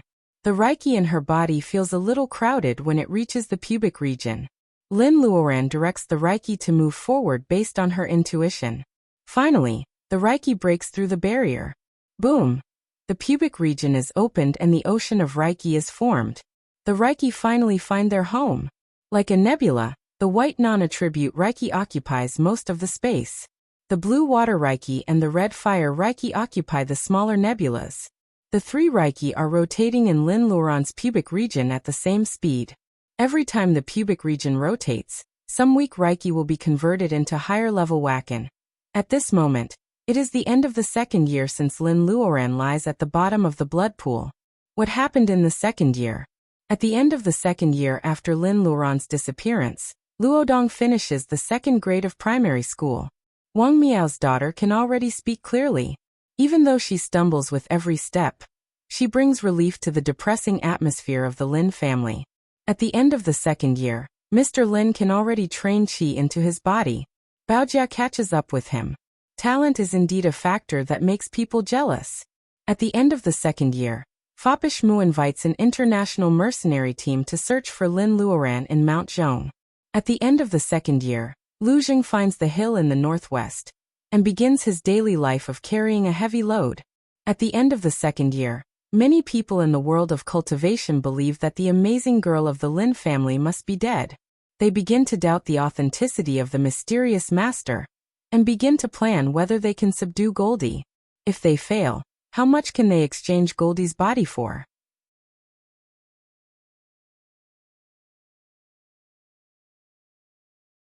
Chapter 158. I told you I won't come back. I won't come back. In Lin's villa, Li Shi hangs up the phone angrily. The only thing that can make her angry is her master, who always urges her to go back. What's wrong? Who made you angry? Baojia asks Li Shi with a smile. After 3 years, Baojia's appearance hasn't changed at all. However, her eyes look more mature. She is no longer the girl who takes Wang Miao as her role model. In the past 3 years, the Lin family has been under a lot of pressure, and the Qin family is not doing well either. The Zhou family seems to be convinced that Lin Luoren is dead. Although they don't do anything to Mr. and Mrs. Lin, they start to retaliate against the Qin family. The military and the government are not the same system, but they can play tricks on each other. The Zhou family can't do anything to Commander Qin, so they start with his old subordinates. Anyone who has anything to do with the Qin family will inevitably suffer all kinds of difficulties from the Zhou family. You can't do anything because you are in the military? You must have family members and friends, right? How many companies can resist the pressure from the Zhou family if they want to survive in society? This has become a matter of life and death. Commander Qin can ignore himself, but he can't let his old subordinates worry about all kinds of hardships at home. Finally, the next year, he takes the initiative to retire due to illness. Baojia is no longer the only granddaughter of the commander of the military region, nor is she the daughter-in-law of the rich Lu family in the capital. She is now an ordinary jewelry designer. The only difference is that she is also cultivating.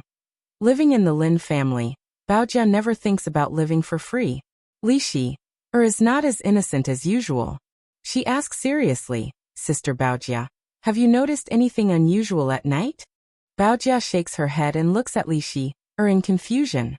Li Shi laughs and changes the topic to cultivation.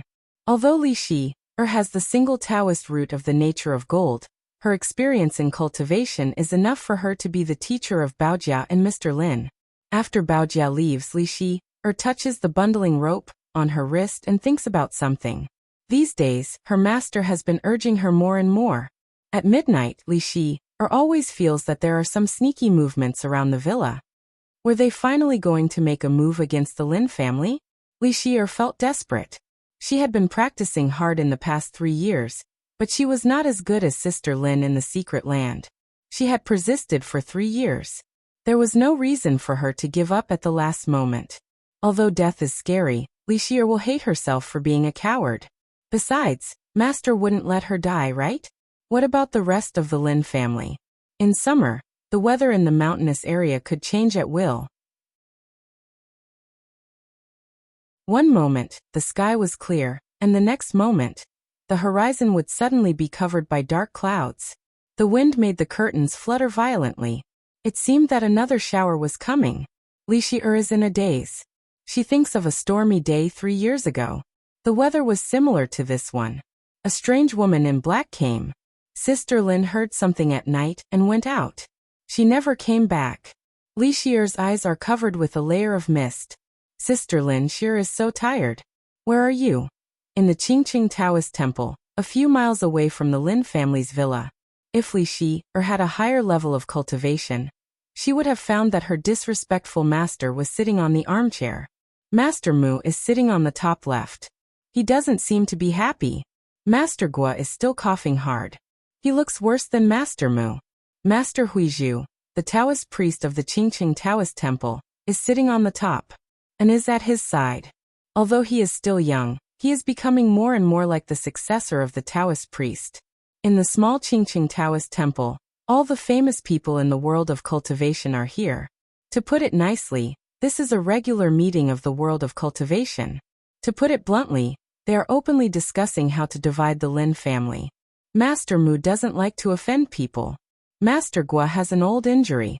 It's okay for him to scold Lin Luoran, but if he really fights, his injury will break out immediately. Chen Yun, the minister of the special department of the state of Wuxia, is wearing a Chinese tunic suit. He is a nice guy who smiles at everyone. Although his personal ability is low and he is only one step away from the level of laying foundation, he has a lot of power because of the entanglement of different forces. One Guanjing, Chen Yun's right-hand man, is not here today for some reason. There are only 5 cultivators in the level of laying foundation in the state of Wuxia. Huizhu Master Mu, Master Gua, and Shiheng Li Shi'er's master are here. In fact, Huizhu is in the later stage of the level of laying foundation, so his opinion is the most important. Although when Guanjing is not here, the one family of Zhu Mountain is not absent. Everyone has their own thoughts. After drinking a few cups of tea, Shiheng breaks the silence first. We are scheming against a family in the secular world, isn't it? It's one thing to be disrespectful, but it's another thing to save face. Thinking that Li Shi'er has been living in the Lin family for several years, Shiheng feels embarrassed. The master of the Wen family smiles. Master Shi, I heard that your apprentice is very stubborn. What is so stubborn about? The master of the Wen family smiles without saying a word. Shiheng is about to say something when Huizhu opens his eyes. Master Shi, you have to know that treasuring a jade ring will get you into trouble. We are not going to kill anyone. As long as we get the jade ring, we can take care of the Lin family in the future. That adopted son of the Lin family is a genius of the single nature. If we don't train him well, it will be a loss for the world of cultivation. Seeing that Huizhu has made the decision, Master Gua suddenly stands up and starts coughing violently. Master Mu sighs. He has a big family to feed. For so many years, the Mu family has been thriving. After 3 years of coordination and suppression, he feels that he is worthy of his acquaintance with Lin Luoran. Lin Luoran is a well-behaved girl. Why doesn't she have any luck? The master of the Wen family smiles and rubs his hands. Why don't you give the child to us? No one wants to let go of a genius of the single nature. Those who are thinking about it don't say anything. Shiheng snorts in his heart. Zhu Mountain swordsmanship is the right way. Since when does the school of earth have to be robbed? The nature of earth is the most pure and mellow. It has nothing to do with fierce swordsmanship. In the sanatorium in the capital, after 3 years of reconstruction and the elixir provided by his master, the young master of the Zhou family finally stands up. If it were a good person, it would be an inspirational story. As for Zhou Yaowei, he has the potential to be a scourge for thousands of years. The young master of the Zhou family is very happy, but his charming master is a little dissatisfied. The power in the blood pool can make her bones and flesh grow again very quickly. However, with her current personal ability, she can't regrow a broken arm. The woman in black is so competitive that she will never go out with only one arm. Therefore, in the past 6 months, the woman in black has been receiving transplant operations in the capital. She needs a hand bone of the same length as her. She also needs the most advanced transplant operation. Finally, she uses a secret spell to fit the arm to her body. Without her as his apprentice, it is really not easy to do all these things. After more than a dozen operations, she finally finds an arm with a good fit. Where does the arm that failed before come from? The woman in black moves the newbie who is barely qualified. With the power of the Zhou family, they can always find a qualified donor. Are they willing to do this? The woman in black sneers. It has nothing to do with her. You want to deal with the Qin family and the Lin family. How is it going? Life is so boring. Watching a play is the only way to kill time. The woman in black really wants to know whether those righteous people who look decent, but are actually prostitutes will help the Lin family when they are in trouble, or hit them when they are down. Master, don't worry. I have already told them that they won't kill us until we go to our city. The black-clothed woman looked at her dark red nails and said with a smile, "That's good."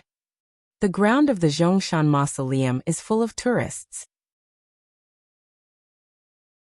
Under the Zhongshan Mausoleum is the bloody and dark underground palace of the Blood Pool. After thousands of times of gnawing, the ghosts have long lost their patience with Lin Luoran. The water in the blood pool is tumbling. The ghosts throw Lin Luoran out with her eyes closed. Lin Luoran can't be possessed by the devil. Why does she occupy their space? They might as well discard her. Lin Luoran floats in the blood pool. She opens her eyes, which have been closed for 3 years. Her eyes hurt because of the blood light. She did not have the time to sigh at the hard-won light. She first checked the condition of her body, and a faint smile hung on the corner of her mouth inadvertently. Finally, the last trace of Reiki in her body is refined into Wakan.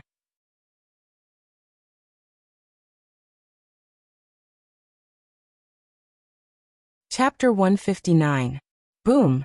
As a bolt of lightning flashes across the sky, the heavy rain that has been brewing for the whole afternoon finally falls in the evening. The entire city, the surrounding counties and mountains are shrouded in the heavy rain. Thunder and lightning come one after another. It seems that the entire plain of Chuan province is shaking. The thunder is so loud that some places have to cut off the internet. Most of the students who can't live without the internet have to lie in bed and talk nonsense. Some girls are hiding under the quilt, while the boys are laughing and saying, "Who is going through the heavens' doom here?" A black MPV runs on the highway from our city to Mount Qingqing without avoiding the thunderstorm.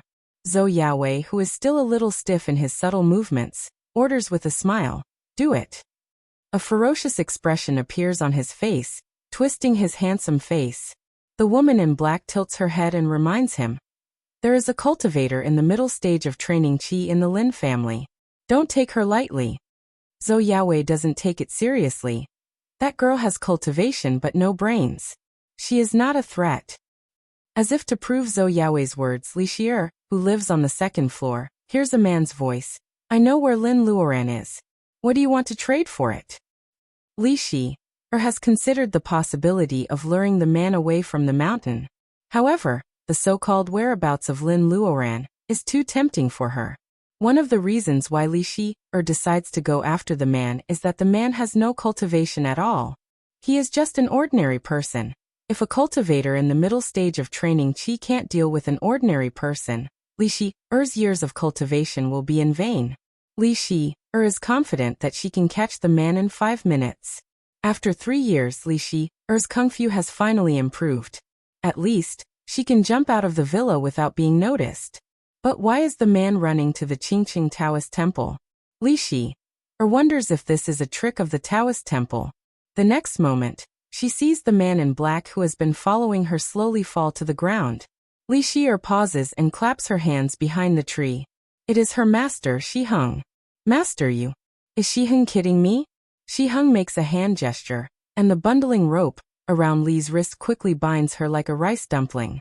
Seeing that Li Xier still wants to scream, Shiheng makes a gesture to cover her mouth. Li Xier can't say a word. No one knows what kind of spell Shiheng has used. There is a pleading look in Li's big eyes. Shiheng can't tell whether it is rain or tears in the heavy rain, but according to his apprentice's character, she must be crying again. However, Huizhu can't stop Huizhu's decision. He coughs and says, "There are thieves in the Qingqing Taoist temple. Public morals are degenerating day by day." Shiheng holds Li Xier or by the end of the bundling rope. Shi Heng goes to check the man in black who has collapsed. Li Shi'er is lured away. The Zhou family feels that their plan works. They sneak into Lin's villa. Looking at the wall of vines full of flowers, the leader sighs that the Lin family has chosen a good place. It's so remote and there are no cameras. It's so convenient for them to take action. After a few steps, the leader jumps over the wall of vines. A man in black is already standing on the other side of the iron fence. He waves his hand, and 3 people behind him immediately jump over. The other 4 don't go in directly. Instead, they go around the back of the villa, climb up a big tree, and sneak into the backyard. The leader makes a gesture to attack, but he finds no one behind him. He feels something is wrong, so he steps back to an angle where he can protect himself. Then he turns around. God, what kind of monster is this? The leader couldn't help but be surprised. The heavy rain poured down, and some faint sounds were covered by the sound of the rain. The beautiful wall of vines behind him unexpectedly came to life and waved its claws like an octopus, quietly entangling his 3 companions behind him.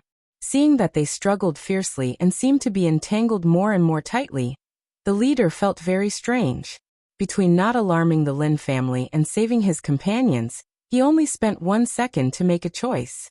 He has to kill the Lin family as soon as possible. He is horrified. Mr. Lin and Baojia, who are hiding behind the curtain on the 2nd floor, look at each other and see helplessness in each other's eyes. Their personal abilities are too low, and they can only use a little Reiki. They even have to work together to command the iron thorns with natural spiritual plants. They feel helpless and bitter. Fortunately, they are all from the secular world. Even if Li Shi'er is not here, Mr. Lin and Mr. Lin will be able to take them down. In Baojia's mind, she is a little less confident. Unlike Lin Luoran, she and her father have never thought about learning some external martial arts even though they have been practicing hard in the past 3 years. Otherwise, they won't have to worry about dealing with these people. In the next 10 minutes, Baojia and Mr. Lin play tricks on the people who sneak in. A man in black just flips over to the window and his neck is entangled by the curtain which has been motionless before. It seems magical to the layman. In fact, it is just Mr. Lin waving the metal marbles hanging under the curtain, and the marbles drive the curtain into the air. Baojia and Mr. Lin use this trick to take down 3 of the 5 people who sneak into the villa. Baojia and Mr. Lin have mixed feelings about this situation. They are happy that there are only 2 more people, but they are worried that they can only use a little Reiki in their bodies. Each of them can only control a small object once at most. If they can't do it accurately, Baojia looks at the swimming pool. For people with the nature of water and wood, the swimming pool is the best place to take advantage of the thorns wall. How can they lead them there? Bang! With a muffled sound, Baojia and Mr. Lin both lie on the ground. A bullet flies over their heads, leaving a neat round hole on the glass. They have guns with silencers. Damn it! Baojia bites her lower lip. They must be from the Zhou family. They break into a civilian's house with guns. The Zhou family is so selfish. Baojia is furious, but at the same time, she feels hopeless. What follows the gunman is Luodong's sobbing. They hid him and Mrs. Lin in the basement, but they still couldn't hide? Mr. Lin clenches his fists. One is his wife, and the other is his adopted son. How can he stay calm? Baojia stops Mr. Lin and asks in a hoarse voice, "Tell me, what do you want?" A sneer comes from outside. "Miss Qin, you are smart. We are just small fries. Please wait for a moment. Our master will be here soon." Zhou Yaowei. Baojia's nails almost sink into her flesh. After all, she has brought trouble to the Lin family. If someone in the Lin family is injured, how can she face her missing friend? The cat and mouse drama in the Lin's villa is about to reach its climax. In fact, there are a group of onlookers near the villa. How can a group of ordinary people take the lead? The head of the Wen family sighs. Master Gua sneers. "Isn't this a good opportunity for you to play the good guy? Isn't this what Huizhu always does? He looks like a sage. How can he be willing to stain his hands with a drop of blood? In a moment of crisis, these people will show up like gods. The Lin family may still think that they are good guys. It is so shameful." He and Mu sent the villa to the wrong address. Although they have been friends with Huizhu for many years, they misjudged Huizhu's mentality when he was stuck at the later stage of laying foundation. A bolt of lightning lit up half of the sky. The heavy rain was endless. The internet in Rong City was still disconnected. If it wasn't for the fact that the internet was disconnected, whoever planned to do something to the Lin family would have been alerted by now. A photo spreads on the internet as fast as a virus.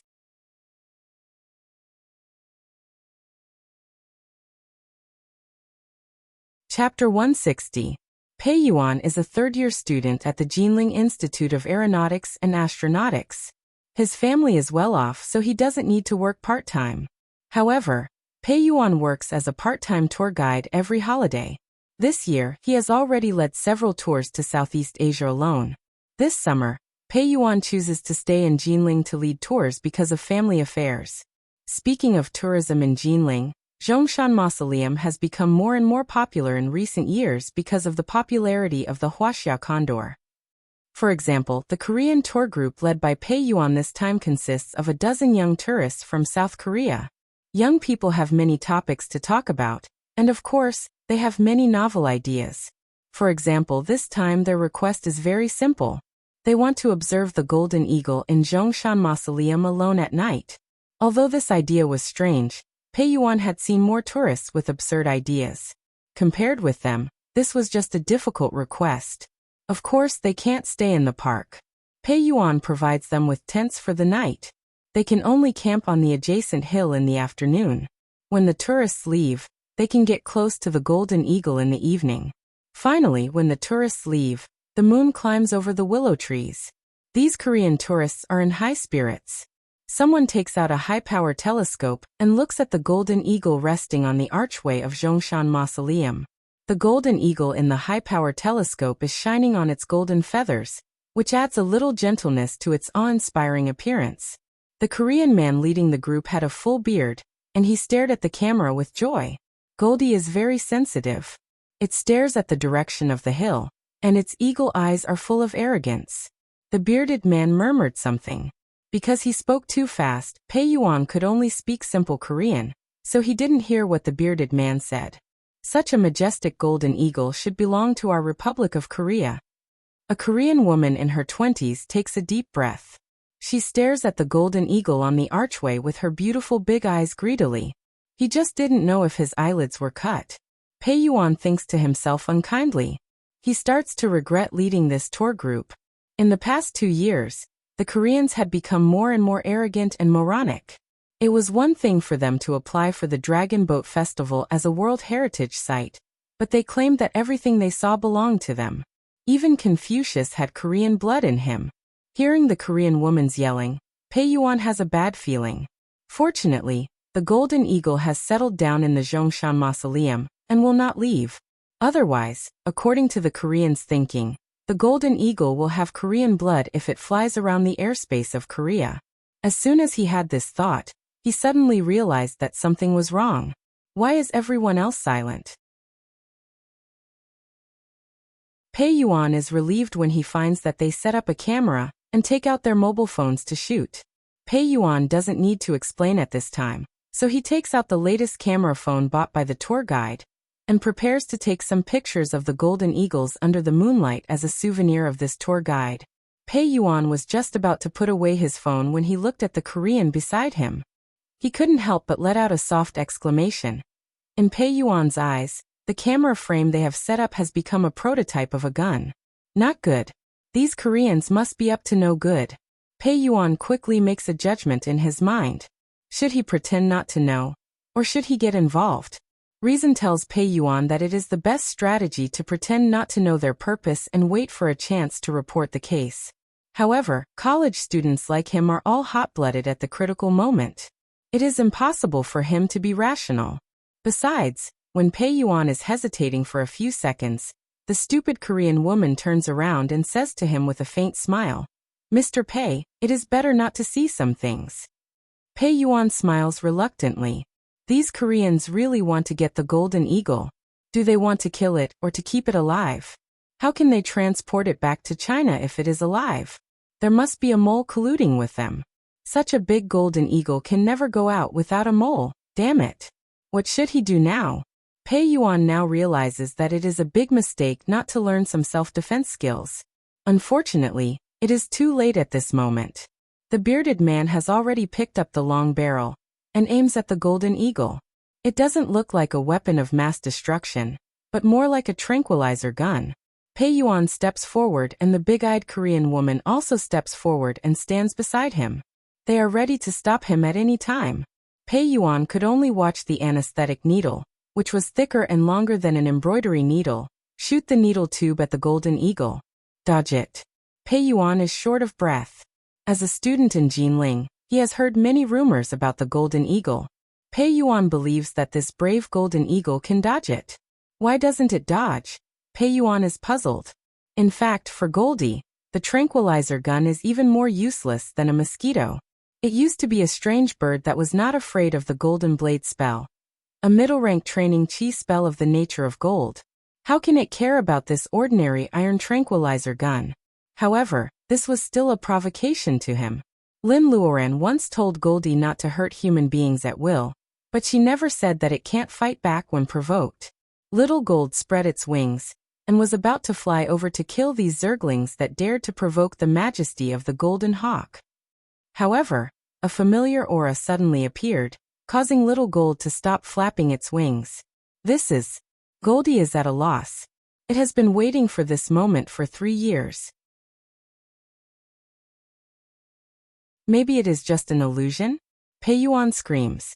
The Bangzi hold the guns in their hands and feel nervous.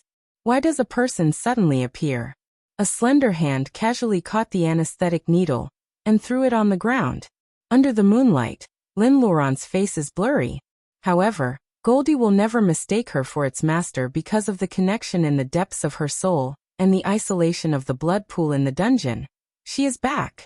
Goldie, who has become more and more dignified recently, instantly turns back into the silly, cunning and spoiled eagle. It stands still and waits for Lin Luoran to come closer. The Koreans don't see how Lin Luoran catches the tranquilizer gun. They think that someone comes out to steal the golden eagle. They are so angry that they take out their long-range guns and are about to shoot the person. However, they find that the blurry figure in the moonlight jumps into the air. This is impossible. The bearded man grabs the binoculars. Obviously, this person is going to steal their golden eagle with the help of a grappling hook. What the bearded man sees through the binoculars makes him stunned. It is really jumping into the air. Judging from the fluttering clothes, it is a woman. Lin Luoran doesn't have time to pay attention to those little fleas. After 3 years, she can see Goldie in the blood pool. No one is more emotional than her. 3 years and countless times of life and death have made Lin Luoran realize the impermanence of life. She works harder and cherishes her life more. Goldie. Lin Luoran jumps to the top of the archway. Goldie lowers its head and Lin Luoran puts her face on its neck. She almost cries. Goldie also turns its neck to rub Lin Luoran's cheek. The reunion of the master and the servant is very warm. However, a few bullets from the opposite side break the warm atmosphere. The bullets hit Goldie's wings and are blocked. Gold feathers are much harder than steel plates.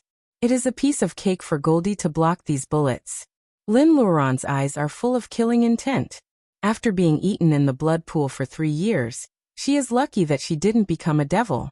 However, she is still a little angry and cruel. Lin Luoran gets on Goldie's back. Goldie flaps its wings and comes to the top of the hill in the blink of an eye. It is so fast that the people on the opposite side don't even have time to react. Looking down from a few meters above the crowd, Lin Luoran hears a bearded man talking. Most people have watched Korean dramas. Lin Luoran can tell that the Koreans are bashful and want to pretend to be magnanimous in Korean. First, they attack Goldie, then they shoot randomly. If these people are good people, then who is bad in the world? Lin Luoran doesn't want to know why they are here. She flicks her right hand and a destructive whack-in goes into the body of the bearded man who is holding the gun. The bearded man falls to the ground. The others react and want to fight back. However, Lin Luoran knocks down all the people who try to fight back. This is the spiritual power, which is different from the spiritual power that went into Mu Tiannan's body before. The destructive power of the two is more than 1 level higher. The most important thing is that although there is only a trace of this tricky spiritual power, it will stay in their bodies until they die and will not dissipate. It is a bit like the life and death notes of Tian Shan Tonglao. Now there is only a man who looks like a student. As soon as Lin Luoran raises her hand, the boy shouts, "I am from Wuxia. I am a student of Jinling University of Aeronautics and Astronautics. I am not with them." Lin Luoran says calmly, "Since you are from Wuxia, why are you colluding with these foreign fleas?" Pei Yuan is in a daze because of the woman in ancient costume who is riding on a golden hawk and suspected to be the goddess of heaven. If it is not related to his life, he will even forget to speak for a while. His eloquence as a tour guide saves him at this critical moment. Pei Yuan explains the situation to Lin Luoran. Lin Luoran says to herself, "Killing people scares this student. Hey, I say, hand them over to the police. Can you do that?" Pei Yuan nods. Lin Luoran doesn't care whether they will be bailed out or not. Anyway, when the tricky wacken in these people is activated, they will die. At this moment, Lin Luoran is eager to go home. She is not in the mood to talk to this ordinary student. She has been through life and death, so she is more casual.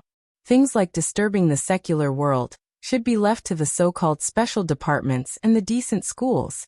It has nothing to do with her. Lin Luoran touches Goldie's neck.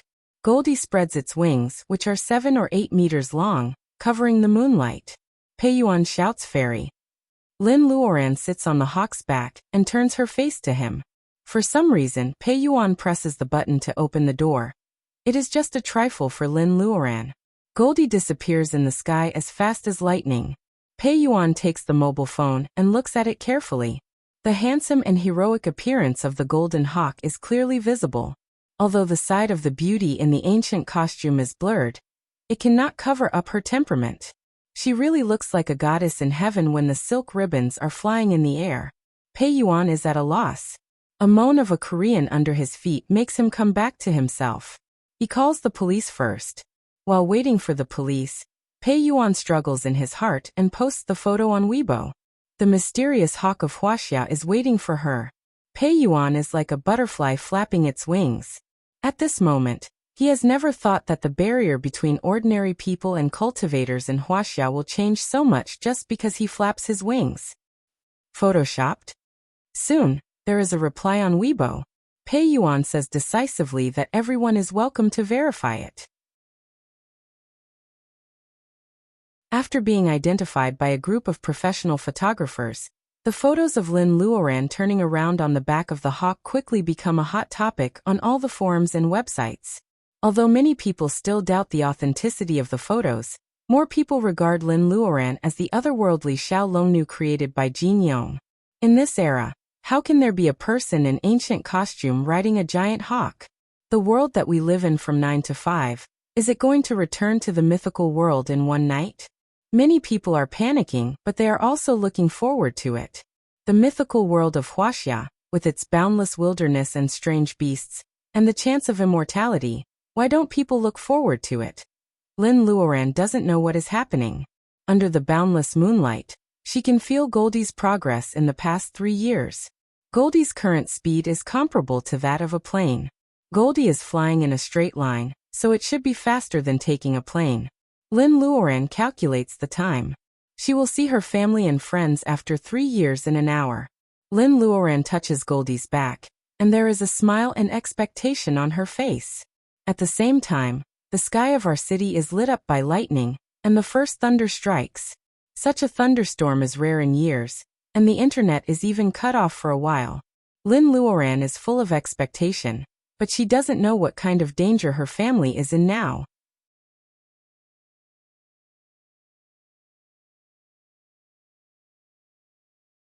Chapter 161. The black MPV runs on the highway in a thunderstorm. Soon, it arrives at the gate of the villa. The woman in black, who has been smiling silently, suddenly changes her expression. Master. Zhou Yaowei sees her expression and thinks that the new arm is rejecting her. The woman in black soon calms down. I won't show up. You go and deal with it yourself. If something goes wrong, act according to the situation. Why are all the so-called righteous people around the Lin's house? The woman in black felt a little uneasy. Even though her devil magic gave her an advantage in fights of magical powers, she wasn't arrogant enough to think that she could use the blood escape technique to escape safely from the encirclement of 4 Foundation establishment cultivators. Besides, there were some people here that the woman in black really didn't want to see. Zhou Yaowei nodded and didn't think too much about it. His master was quite nice to him. As for what would happen, Zhou Yaowei's anger didn't allow him to think about it. The woman in black's power was not because Zhou Yaowei was a frog in a well. Zhou Yaowei gets out of the car and walks into the villa through the front gate. He has a good reason. He is here to visit a friend. Who is this friend? Miss Ellie of Fortune House, the tenant of number 7 villa. Through the woman in black, the Zhou family condescends to get acquainted with the AI family. Taking advantage of the relationship between the Zhou family and the AI family, Ellie successfully takes over the business of Fortune House and becomes the new chairman. Ellie has met Zhou Yaowei twice, the only son of the Zhou family. She has no idea that Zhou Yaowei is going to attack the Lins. Ellie is still waiting for Zhou Yaowei's visit happily. Meanwhile, Zhou Yaowei is walking slowly along the mountain road to the Lin's house. For Zhou Yaowei, who has just recovered, it is still a bit difficult for him to walk on the mountain. It takes a lot of effort for him to walk for a while. The more difficult it is, the more he hates Lin Luoran for turning him into a useless person. Although the black-robed woman had promised to help him recover his cultivation, how precious was the 4 years of a person's youth? Zhou Yaowei is full of hatred. He has never thought that Lin Luoran would not have done this to him, if he was not so vicious. Zhou Yaowei walks across the lake and enters the villa of Lin's family. The cultivators around look at each other. The woman in black can sense the presence of cultivators in the level of laying foundation. They can also sense the presence of the evil cultivator. Exorcise demons? What a joke. With Huizhu here, they can't really kill her. They'd better wait patiently to be the savior of the Lin family. The rain was getting heavier, hitting the glass walls of the Lin's villa, making pitter-patter sounds. Zhou Yaowei didn't even take a look at his subordinate, who was lying on the ground in the yard and could barely breathe because of the iron thorns. Zhou Yaowei walked straight into the house. On the other side, Baojia and the others were pointed at by 2 guns, so they huddled together. The spiritual aura in Mount Qingqing was much better than that in the city. She hoped to take advantage of this time to recover a little and launch a great counterattack. Zhou Yaowei came in when she was thinking about counterattacking the necromancer. Baojia's face turns pale. Zhou Yaowei will not give her a chance to fight back. Baojia, we meet again. Zhou Yaowei has a smile on his face. He calls Baojia his sister just like he did in the years before his real identity is exposed. However, it was Zhou Yaowei who hit him with a car 3 years ago. What did she do wrong? She had merely rejected him. It was also the Zhou family that forced Grandpa to retire. If Baojia said she hated Zhou Yaowei the most, no one would dare to say they hated Zhou Yaowei the most. Especially now, Zhou Yaowei is going to attack the Lin family again. Hearing Zhou Yaowei calling her sister, Baojia glares at Zhou Yaowei. Zhou Yaowei swaggers on the sofa of the Lin family. Looking at Baojia's angry face, he feels like a cat playing with a mouse. I heard that Baojia is also a cultivator. You are becoming more and more beautiful. It's a pity that you are still suppressed by a useless man like me. What Baojia said was normal, but Zhou Yaowei made it sound obscene. Baojia's eyes turn red. For a moment, she really wants to kill Zhou Yaowei with a blow. But how did the saying go? Apart from your friends, the ones who understand you the most are your enemies. Zhou Yaowei looks at Baojia's expression disapprovingly. He points at Luodong, who is hidden behind the 3 of them. I advise you not to act rashly, Baojia. Zhou Yaowei's eyes are full of lust. He is not a lecher. He is just a man facing a woman he can't wait to be with. He suddenly takes the dominant position. The only way to satisfy Zhou Yaowei is to take revenge in the most direct and cruel way for this woman to humiliate him. After humiliating her, should he refine elixirs, or use her as a long-term stove? This is a problem to consider. Zhou Yaowei becomes more and more proud of himself. He steps forward and touches Baojia's face frivolously. He is very satisfied with the delicate touch. Mr. Lin, who has been forbearing for 3 years, can't stand it anymore when he sees Baojia, who is like his second daughter. being flirted with. He makes a move. Bang! One of Zhou Yaowei's men shoots through Mr. Lin's arm. Mr. Lin! Old man! Dad! Dad! 3 screams are heard. Mrs. Lin is in tears and Luodong is terrified. He remembers the days when he was abused before he was saved by Lin and Luodong. The bullet not only pierces through Mr. Lin's arm, but also hits his tendon. If he doesn't get treatment in time, Mr. Lin's right hand will be disabled. You don't know what's good for you. Zhou Yaowei pulls out another gun and shoots at Mr. Lin. No. Baojia can't stop crying. She cries. After the gunshot, there is blood all over the ground. Mr. Lin curls up and rolls on the ground. It turns out that Zhou Yaowei only shot his limbs. Although his body is covered with blood, it is not fatal. Zhou Yaowei, you will die a horrible death. Baojia bites her lips so hard that they are bleeding. Zhou Yaowei is not so kind. He will never stop until he tortures the Lin family and herself. It's better to die. Baojia thinks desperately. Before she dies, she wants to drag Zhou Yaowei down with her. She doesn't care about Zhou Yaowei's death or what will happen to the Lin family. Anyway, Zhou Yaowei will not let them go. A small mass of Reiki is gathering in Baojia's body. If she pushes Zhou Yaowei into the water, she is sure that she can drown Zhou Yaowei before the 2 gunmen kill her. When Mr. Lin is injured, Master Gua is about to help but is stopped by Master Mu. Master Gua, let me do it. These so-called cultivators don't even have the basic conscience. They work so hard to beg for the Tao of nature. How can such people succeed? Master Mu can't stand by and watch. Even if he has to ruin Huizhu's plan, he doesn't care about his good reputation. A mass of fire appears in his hand. He just needs to point at the scumbags in the room, and they will be turned into ashes. Huizhu looks at Master Mu with dissatisfaction. Master Mu pretends not to see it. He moves his fingers slightly, and the fire is about to pour down. In the thunder, there comes a hawk's cry. Master Mu's hand stops for a second.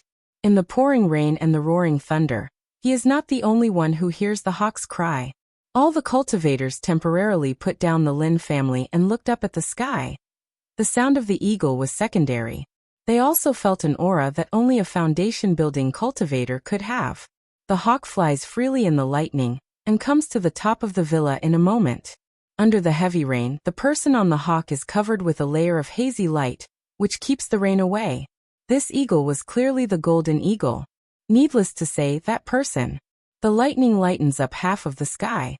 As the golden hawk approaches, the face of the person on the back is clearly visible. The face is brighter, the momentum is stronger, and the eyes are full of confidence. It is Lin Luoran who has successfully laid foundation. On Goldie's back, Lin Luoran nods to Master Mu and the others. Her spiritual mind is much stronger than that of cultivators at the same level.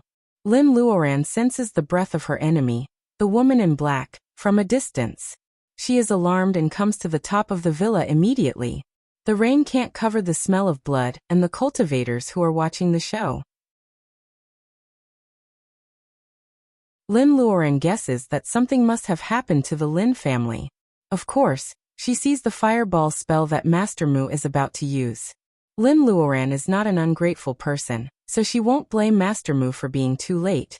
Those who can help the Lin family must be people she approves. Especially today, 3 years later, people may think that she is dead. Lin Luoran jumps off Goldie's back and flies into the house like a light smoke. Huizhu has been silent, and so has the others. Didn't they say that the girl of the Lin family is dead?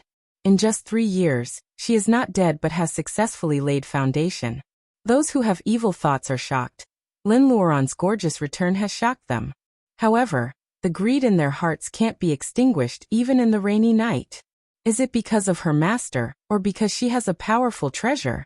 Fortunately, no matter which one it is, they haven't done anything to the Lin family yet. Things can still be covered up, and it is not too late to mend the relationship. These cultivators think that they are right. Seeing that Lin Luoran is back, Master Mu and Master Gua are no longer worried and leave. Only Huizhu's mind was clear. These things probably couldn't be covered up anymore. The peaceful days of giving books and returning wine are gone forever. Huizhu's Taoist heart is far stronger than that of ordinary cultivators. Otherwise, he wouldn't be the only one who has reached the late stage of laying foundation on the earth. He wants to advance. What's wrong with that? Lin Luoran is not in the mood to care about what these people think. She flies into the house like a light smoke. What she sees is Mr. Lin lying in a pool of blood, Mrs. Lin's tears, Luodong's fear, and Baojia's resolute calmness. The momentum of Lin Luoran makes everyone quiet down at the same time before they can see her clearly. They all turn their eyes to her. What a beautiful woman! Zhou Yaowei's men are so fascinated by her that they forget to tell whether she is a friend or a foe. Is that Luoran? They haven't seen each other for 3 years and Luodong is terrified. It takes him a while to recognize his sister. Mrs. Lin and Baojia are already in tears. It's not that they are too weak. It's just that they have been under pressure for 3 years. 3 years of waiting, disappointment, longing, and the fear that their family may be dead. At this moment, they are all in tears. Zhou Yaowei steps back and almost falls down. Impossible. You are dead. Seeing the situation at home, Lin Luoran understands everything. The joy of reuniting with her family has turned into anger in this special welcome party. She gently holds Luodong in her arms.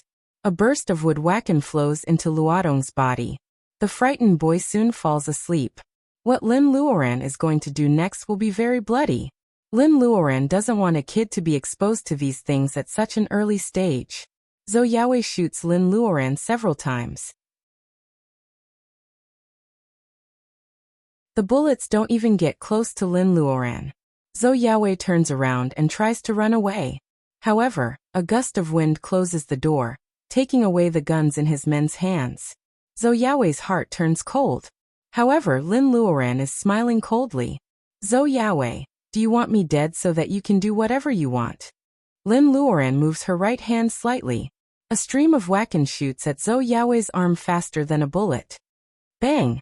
A bloody hole appears on Zhou Yaowei's arm. The bones of his hand hang down. If I die, you can do whatever you want to my family. 2 wacken bullets fly out. Bang! Bang! This time they hit Zhou Yaowei's left arm and thigh. Zhou Yaowei is paralyzed on the ground. The sharp pain makes his face twist. Shooting through other people's limbs gives him a perverted sense of satisfaction. However, when it comes to himself, it hurts so much. Lin Luoran takes 2 steps forward and looks down at Mr. Zhou, who is now a pile of rotten meat. Lin Luoran smiles charmingly like a man eating flour. But what should I do? I came back alive.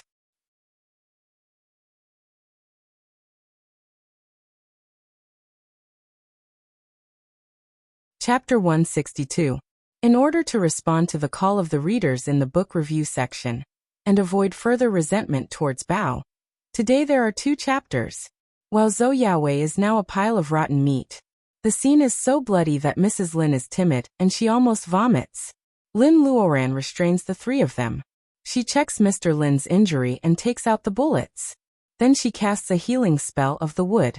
It is difficult to cast this spell in the later stage of training Qi. Now with Wacken, which is 1 level higher than Reiki, it is effortless for her to cast it. Mr. Lin's bleeding stops and his wound is healing slowly from inside to outside. Spell is not magic and it can't regenerate flesh and bones. It can heal, but it is a slow process. Mr. Lin's condition looks serious, but it is actually just an external wound. He will recover in a day or 2. After treating Mr. Lin and comforting Mrs. Lin, Lin Luoran sends the 3 of them back to their bedroom. Then she has time to deal with Zhou Yaowei and his men. The heavy rain that had been raining for half the night had stopped. The moon rises out of the clouds again, shining on Mount Qingqing, which has been washed clean by the rain. Seeing that Lin Luoran kicks out all the people, including those who were restrained by Baojia and the others, out of the yard, the onlookers stop pretending and come to say hello. Fellow Taoist Lin, congratulations on reaching the level of laying foundation. It is Chun Yun, the minister of the special department, who has been working for a long time. Now that Lin Luoran is in the laying foundation phase, she is no longer someone they can call girl. However, Chun Yun is too embarrassed to do so. Although he takes the initiative to greet Lin Luoran, he calls her fellow Taoist instead of school sister. Lin Luoran just smiles and doesn't care about such trifles. Calling her doesn't matter. As her level of cultivation increases, She may not even want to talk to these people if they want to call her sister. Because Chun Yun has set the tone, the head of the Wen family also calls Lin Luoran fellow Taoist, and invites her to visit the Wen family in Zhu Mountain a few days later. He also mentions that Wen Guanjing is on a mission in Egypt at the moment. The Wen family, who is the closest to Lin Luoran, is excluded as ignorant. Chun Yun's eyes lit up as he chimed in. He is Wen Guanjing's teacher and friend, and his relationship with Wen Guanjing is not much worse than that of the Wen family. Only a fool would not use a favor to ease the relationship. No matter what they say, Lin Luoran smiles and nods. She seems to be easy to talk to, but in fact she is very cold. Huizhu and Lin Luoran just said congratulations casually. Even if Lin Luoran is dissatisfied with what they did tonight, she can't kill them one by one. She can only endure it. Moreover, she had another idea, which was to collect some interest from these people. Fellow Taoists, I've just returned home today, and I still have some family matters to attend to. It's a pity that I can't discuss the Tao with all of you under the moonlight. However, I've been in seclusion for 3 years, and I've gained some insight into the Tao of alchemy. I'm preparing to sell a batch of spirit pills in the next few days, and I'll announce what I'm exchanging them for on the forum. Even Huizhu pays attention to Lin Luoran's words with a smiling face. Spirit pills. Cultivators are also human beings. They suffer from injuries, unstable states, and other problems just like ordinary people. It's not hard to imagine their desire for spirit pills. How many years had it been? Ever since the path of alchemy had disappeared, the number of spirit pills they possessed was truly one less after each use. They had long since run out of stock. Even Huizhu doesn't have high expectations for Lin Luoran's skill in alchemy, but he also hopes that Lin Luoran can make spirit pills that can help him break through the bottleneck of the level of laying foundation. Of course, Huizhu's idea is just to appease his hunger. Even if Lin Luoran can really make spirit pills, why should she help him to break through the level of bearing essence? It's like setting up a mountain for himself that he can never climb over. Only a fool would do that. Lin Luoran asks them to leave easily, and then announces the news that she is preparing to sell spirit pills. Even though they are driven away, they leave with a smile. As soon as the cultivators step out of the gate of Lin's villa, Lin Luoran checks on Zhou Yaowei, who has been ignored for a long time. TSK. In a situation where 3 of his limbs were destroyed and he couldn't stop the bleeding, he was still breathing. His vitality was indeed as shocking as a cockroach. You can't kill me. My master won't let you go. Zhou Yaowei's face is twisted, and he is barely breathing.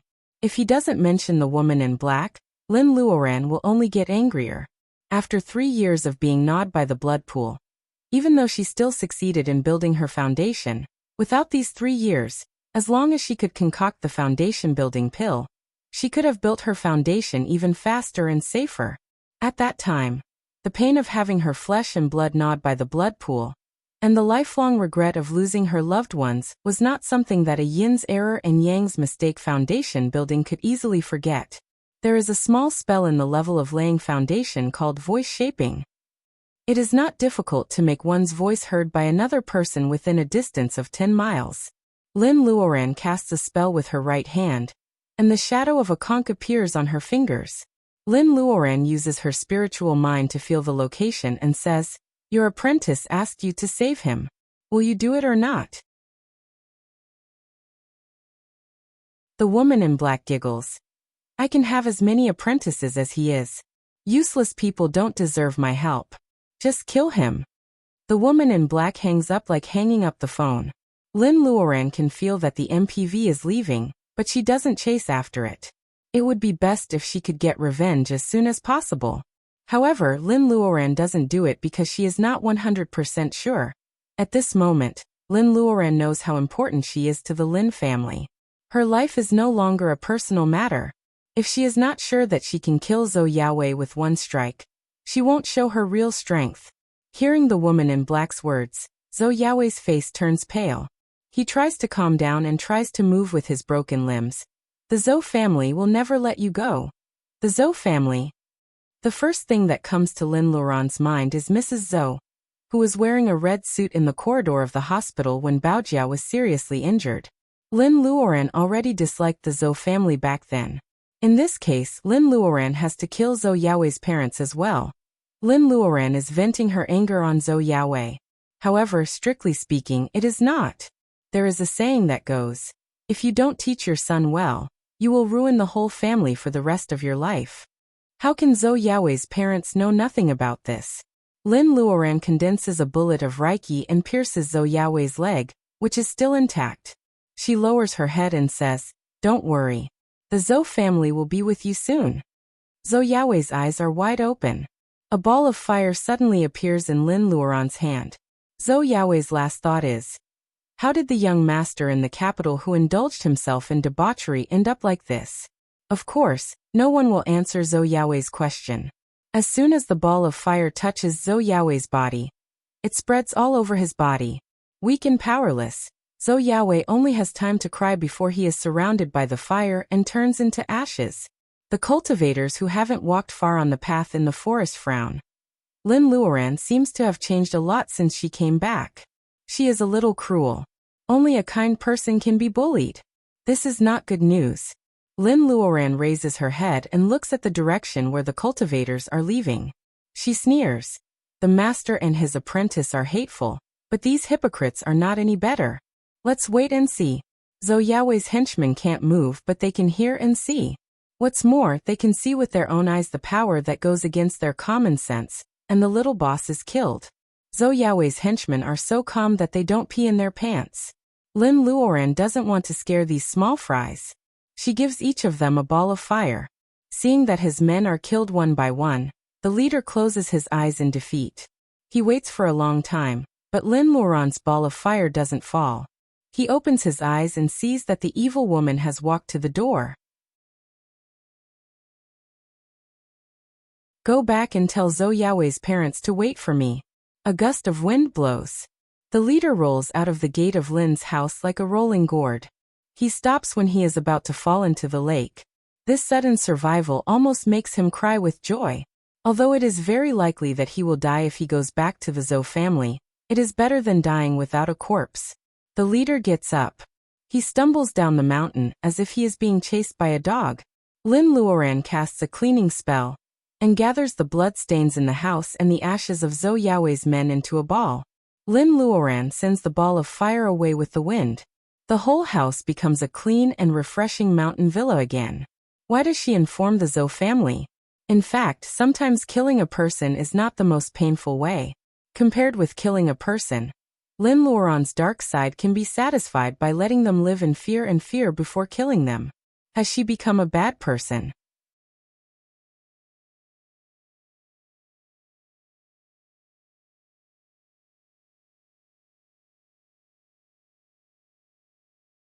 "17, which is not far from the Lin family. Chu-yi went back to his school, but Li Shi disappeared last night. There are some good and bad news. Lin Luoran sensitively notices that her family has been very careful in the past 3 years when she was away. Don't let this happen again. Lin Luoran makes up her mind. However, she can't protect her family day by day. The best way is to improve the strength of Mr. Lin and Baojia as soon as possible. Lin Luoran's idea of selling boluses to those cultivators last night is not just a whim. She laid in the blood pool and successfully laid foundation at the end of the 2nd year. However, because Reiki in her body hasn't been completely transformed, she can't even move, let alone come out. What can she do by lying in bed for a year? Apart from studying the cultivation materials in her mind, Lin Luoran also has to think about the cultivation of Mr. Lin and Baojia. This is the real world of cultivation, not an online game or a novel. Taking boluses can help them level up quickly, but if they don't have a good foundation in the early stage, it will be more difficult for them to level up in the future. Therefore, Lin Luoran is willing to exchange some low-level boluses for things that Mr. Lin, Baojia, and even herself can use. After breakfast, Lin Luoran checks on her father's injury. The wound has already scabbed and his blood is gradually returning to normal. Lin Luoran is relieved. She doesn't know when Lin Luoran has become the backbone of the Lin family. With her in the family, everyone feels at ease. Mrs. Lin is satisfied with her daughter. The only thing she worries about is Li Shi, who went missing last night. Thinking of the cultivators last night, Lin Luoran guesses that Li Shi must have been taken away by her master. Lin Luoran is not worried about her safety. After comforting her mother, Lin Luoran sighs. Time is the best instrument to test everything. Baojia, Wang Miao Yi and her husband, and Li Shi'er, whom she has experienced life and death with in the secret land, are still so devoted to the Lin family. Lin Luoran wants to be friends with them for the rest of her life. Lin Luoran will never let down those who are sincere to the Lin family. Lin Luoran looks at the blooming flowers in the garden. The fruit trees are full of red peaches and the walls are covered with iron thorns. Home is the warmest and most comfortable place. Lying under the vines, Lin Luoran looks at Luodong, who is standing beside her, and doesn't want to leave. Luodong, who is 12 years old now, is growing taller. His round face is becoming sharper. He has changed from a boy with a bun face to a handsome young man. Lin Luoran misses the days when she could pinch his cheeks. Although Luodong's appearance has changed a lot, he is still the shy boy he used to be. Mrs. Lin tells Luodong that he is doing very well in school, and is planning to skip grade 6. Finally, he has caught up with his peers. Are you used to school? Lin Luoran sighs at her irresponsibility as an adopter, and asks Luodong how he feels. The boy hesitates for a while and realizes that Lin Luoran is asking him. Very good. It was really good. Nowadays, he didn't have to go hungry, he didn't have to be beaten, and he didn't have to suffer from the cold. He could even sit in a spacious classroom and study with his peers. More importantly, compared to before, he had family. With all these, it doesn't matter if he is unhappy at school. Seeing the hesitation in Luodong's eyes, Lin Luoran sighs. Luodong must have been through a lot. Though he is shy, he is more sensible than other kids of his age.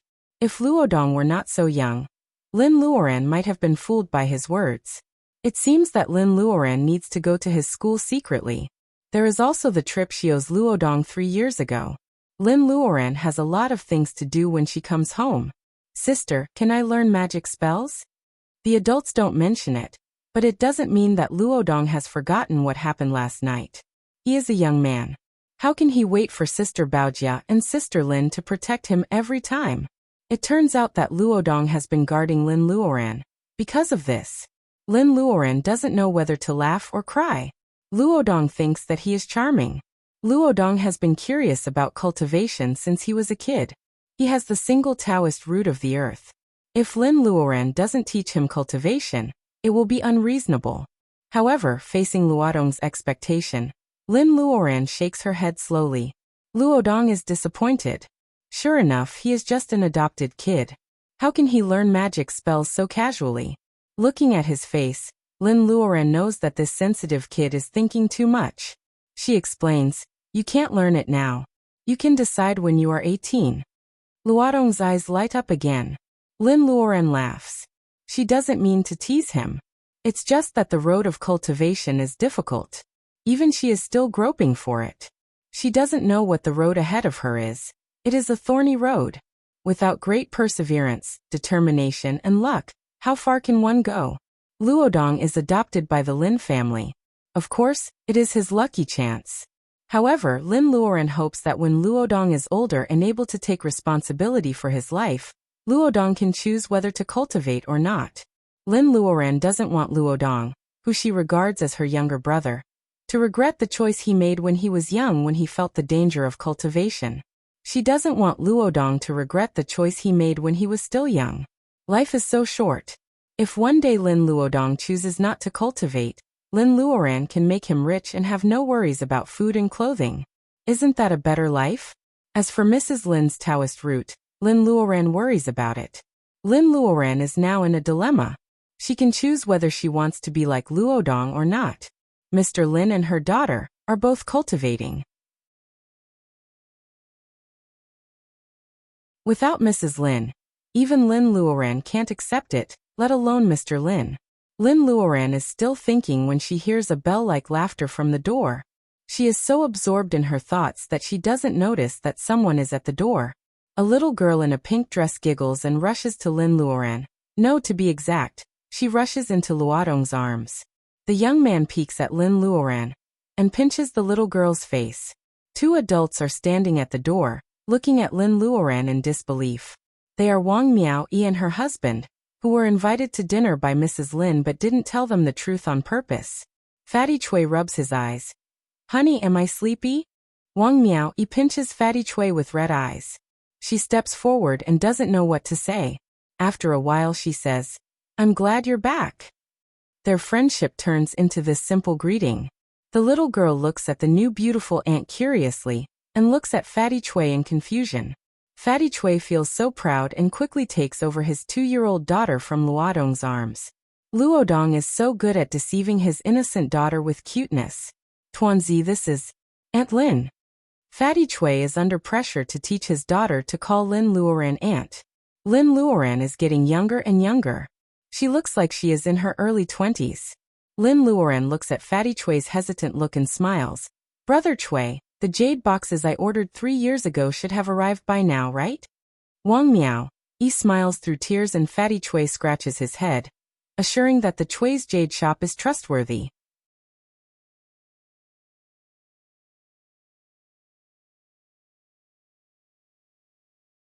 Chapter 164. Lin Luoran gets the jade box from Fatty Chui the next day. However, during the 3 years when she was lying at the bottom of the blood pool, the 100-year-old Polygonum multiflorum is more than 1,200 years old. Polygonum multiflorum, over 100 years old, is between a tonic and a spirit medicine. Lin Luoran sells it on a large scale. She is lucky to find a batch of white-year-old wild Polygonum multiflorum, but it is not unbelievable. Moreover, she just came out of the secret land, so it is reasonable for her to get something from the medicine dealer. However, a batch of 1,000-year-old Polygonum multiflorum, Lin Luoran doesn't even dare to think about it. In this day and age, no one has a batch of 1,000-year-old spirit medicine. She doesn't need to take it out. As long as she leaks the news, those cultivators who have finally given up will be greedy again. They will destroy the small Lin family regardless of anything else. Lin Luoran's personal ability is between the early stage of laying foundation and the magical effect of the clear sight. She still can't see through Huizhu's personal ability. Therefore, she is almost sure that Huizhu is at least in the late stage of laying foundation. As for whether he has completed the laying foundation or not, Lin Luoran doesn't know. Never underestimate any enemy. The suffering in the blood pool has made Lin Luoran mature a lot. She would like to see Huizhu as a mountain marked with the personal ability of the late stage of laying foundation. It is always right to imagine the mountain to be steeper and make better preparations for climbing the mountain. As for the woman in black, Lin Luoran purses her lips. Although the woman in black is powerful, her personal ability is not beyond the middle stage of laying foundation. That night, it seems that Huizhu only wanted to capture her. He didn't want to kill her, so he was restrained by the woman in black and ended in a tie. The relationship between Huizhu and the woman in black is something unclear and inexplicable. Lin Luoran is smiling. In fact, she is calmly thinking about the relationship between the people she knows, their strength, and their relationship with her friend or foe. If they don't fight in the blood pool, the woman in black will lose the strange geographical advantage. Lin Luoran is confident that she can take her down, but she needs to make a good plan. Rice should be eaten one bite at a time. Lin Luoran ponders for a while and comes up with an idea. She doesn't know if it will work, but she has to try it, right? Lin Luoran takes a deep breath and pulls back her mind from these dark plans. What she had done, she had a clear conscience. Revenge and protecting her family were important, but she couldn't be trapped in such a state of mind all day long. This was detrimental to one's cultivation. Because of the change of the fleece flower, Lin Luoran has the idea of selling the spirit medicine. When the rich hid their gold, they would break it up into smaller pieces. A large piece of gold was bright and eye-catching, but if it was all exchanged for silver, it wouldn't be so eye-catching. The 1,000-year-old Polygonum multiflorum was very eye-catching, but if all of them were refined into elixirs, apart from the use of one's own family members, who would know what year the elixir's raw materials were refined from? It was common sense in alchemy that a 1,000-year-old Polygonum multiflorum was equivalent to 1,000-year-old Polygonum multiflorum. To put it bluntly, if 100-year-old Polygonum multiflorum could be refined into 10 nourishing chi boluses, then 1,000-year-old Polygonum multiflorum of the same size could be refined into 100 nourishing chi boluses. Of course, except for Lin Luoran, who dared not to use the treasures openly, no one would use the 1,000-year-old spirit medicine to refine low-level elixirs such as nourishing chi boluses. The reason was simple. It was easy to use the 1,000-year-old spirit medicine to exchange for 100-year-old ones, but when one really wanted to refine high-level elixirs, even 100-year-old spirit medicine couldn't make up for the special effect of the 1,000-year-old spirit medicine. Lin Luoran pondered for a while, and a confident smile appeared on her lips. Now that she had seen their true colors, she wouldn't be a fool like the boy of wealth. The elixirs she sold must be exchanged with materials. What could they exchange with? Jade. Faith. And only jade materials. These things contain a lot of reiki. As long as they are not special warm jade or cold jade, they are the only things in the world that can be absorbed by the Taoist root regardless of the nature. It must be a gift from God to cultivators. It's a pity that the Tao of Heaven is in chaos, and this gift is as unstable as a bomb. That's why cultivators have to practice hard without elixirs or spirit stones. Violent reiki? Lin Luoran glanced at the bead. This is not a problem for her at all. As long as there are enough jade materials, the artificial spirit stones that Lin Luoran transforms in one night should be enough for Mr. Lin and Baojia to practice for a long time. Lin Luoran originally planned to collect them by herself, but now she has figured it out. Why not become a farm owner? She only needs to pay a small reward, and countless cultivators will go to find jade materials for her. As for how many forces from the state of Wuxia will come to Myanmar, and whether the world of jade will be reshuffled, it has nothing to do with her. So what if she is considerate of others? Kindness will only make others feel that she is weak and easy to bully. She might as well be a black-hearted merchant for once. There is another thing that makes Lin Luoran happy. With her success in laying foundation, the space has expanded by 2 plots, and the planting area has reached 1 acre. Lin Luoran now plans to do the elixir business. The original plan remains unchanged, and the extra 2 plots of land will be used to plant spirit herbs and spirit medicine. She couldn't be a fool for the rest of her life. When the new spirit herbs could be used as medicine, she would be able to replace the older ones. In this way, she could plant them one after another. Only in this way could she not waste the spirit herbs and make the best use of the space. Speaking of spirit herbs, Lin Luoran suddenly remembers that she has posted 2 posts on the forum. Now she only has the newly planted fleece flower and the 1,000-year-old fleece flower. She doesn't have the 100-year-old fleece flower for exchange. She quickly logs into the forum. Her account and password are still correct, but the 2 posts have already sunk to the bottom. Come to think of it, everyone thinks that she is dead. Naturally, the trading posts she posted are impossible to fulfill. Lin Luoran doesn't want to miss anything, so she reads the posts about exchanging the 100-year-old fleece flower. As expected, most of the replies are useless. Only a few are useful. Some replies tentatively ask Sister Lin what she wants, but she doesn't reply for a long time, so they give up. Of course, there are also some young people who entered the secret land with her. They are worried and ask if Lin Luoran is safe. Calculating the time, it should have been the 2nd year after her accident. Lin Luoran doesn't know them well in the secret land. She is satisfied to have a greeting from them. Maybe the young cultivators nowadays are not as cunning and realistic as the old ones? Lin Luoran reads the post butterfly bush flower for exchange, with a faint smile. An inconspicuous reply catches her attention. Sister Lin, I know a place where there are butterfly bush flower, but how old do you need? He answers carefully and timidly. Lin Luoran guesses that the butterfly bush flower he knows is not old.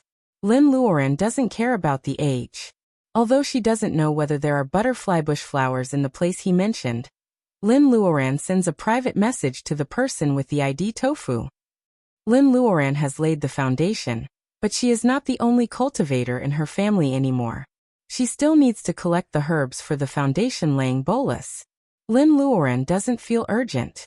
Lin Luoran opens a new post. This time, the title is very sensational. Pre-sale of low-rank bolus is hot. Pre-order as soon as possible.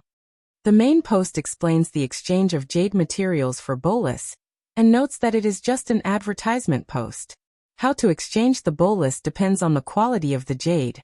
Jade can be bought with money, let alone looking for it herself. But bolus? Low-rank cultivators who read this post can't help but take a deep breath. Today's cultivation world is different from before. The news of Lin Luoran's return has been known by everyone, not to mention the elders of her school, but also the hottest picture on the internet. However, Sister Lin, she should be called Master Lin now. Master Lin posts such an exciting post as soon as she comes back. It is so exciting. Those who were a bit dumb still replied in the thread and asked more questions. Those who were a bit smarter turned off their computers and ran out of the training place that they usually couldn't bear to move to. They immediately booked tickets to the border of Myanmar. Martial Uncle Lin was going to exchange elixirs for jadeite. Oh no, the price of jadeite was going to rise. Lin Luoran doesn't know how these low-rank cultivators feel, nor does she have time to look at the hot photo on the internet. After posting the post, she is ready to start the first step of her little plan. She picks up her phone and calls Grandpa Mu, who has returned to the capital. Grandpa Mu, this is Linny.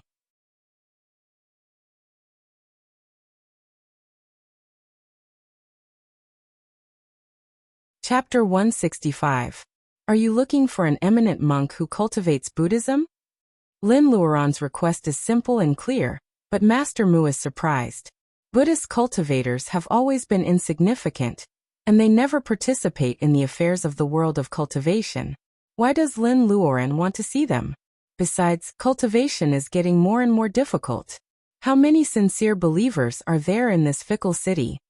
Buddhist cultivation is even more difficult than Taoist cultivation. Master Mu thinks so. Since Lin Luoran has never asked for help, Master Mu tells her the distribution of the remaining Buddhist cultivators. With Grandpa Mu's advice, Lin Luoran has a better idea. She thanks this senior who she doesn't have a close relationship with, but has a good relationship with. Lin Luoran says that she will visit him when she comes to the capital. Hanging up the phone, Master Mu sighs. The news about Lin Luoran has been spread out. The Zhou family might even want to give birth to their son. Master Mu thinks of the photo of a man flying on a hawk. It seems that there is a gap between the world of cultivation and the secular world.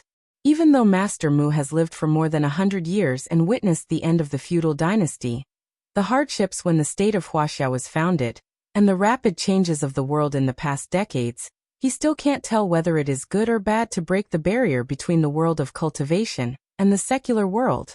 Master Mu looks at the phone in his hand and smiles bitterly. Even he feels that the technology in the secular world is very convenient. The decline of spells is a foregone conclusion. Then, what was the future of the struggling cultivators like them? Will it be Lin Luoran? Master Mu is lost in thought. Lin Luoran has no idea what Master Mu is thinking about. What she wants most now is not to make boluses or take revenge. She even puts aside her little plan. In the space, the branches of the peach tree are bent by the weight of the fruits. The monkey wine is good for cultivation, but it is a gift from the old monkey. Lin Luoran is going to make some spirit wine herself. Lin Luoran has been back for a few days. Though she has been meditating every night, the Reiki she absorbs is not as significant as before. She hasn't started exchanging jade, and everyone is in the villa. If she takes the Reiki, Mr. Lin and Baojia won't be able to compete with her. Therefore Lin Luoran feels bored and thinks of making wine today. Lin Luoran has enough materials to make wine. She is going to make fruit wine. Now, peaches are not the only thing in her space. A few days ago, Lin Luoran saw the fruits in her space.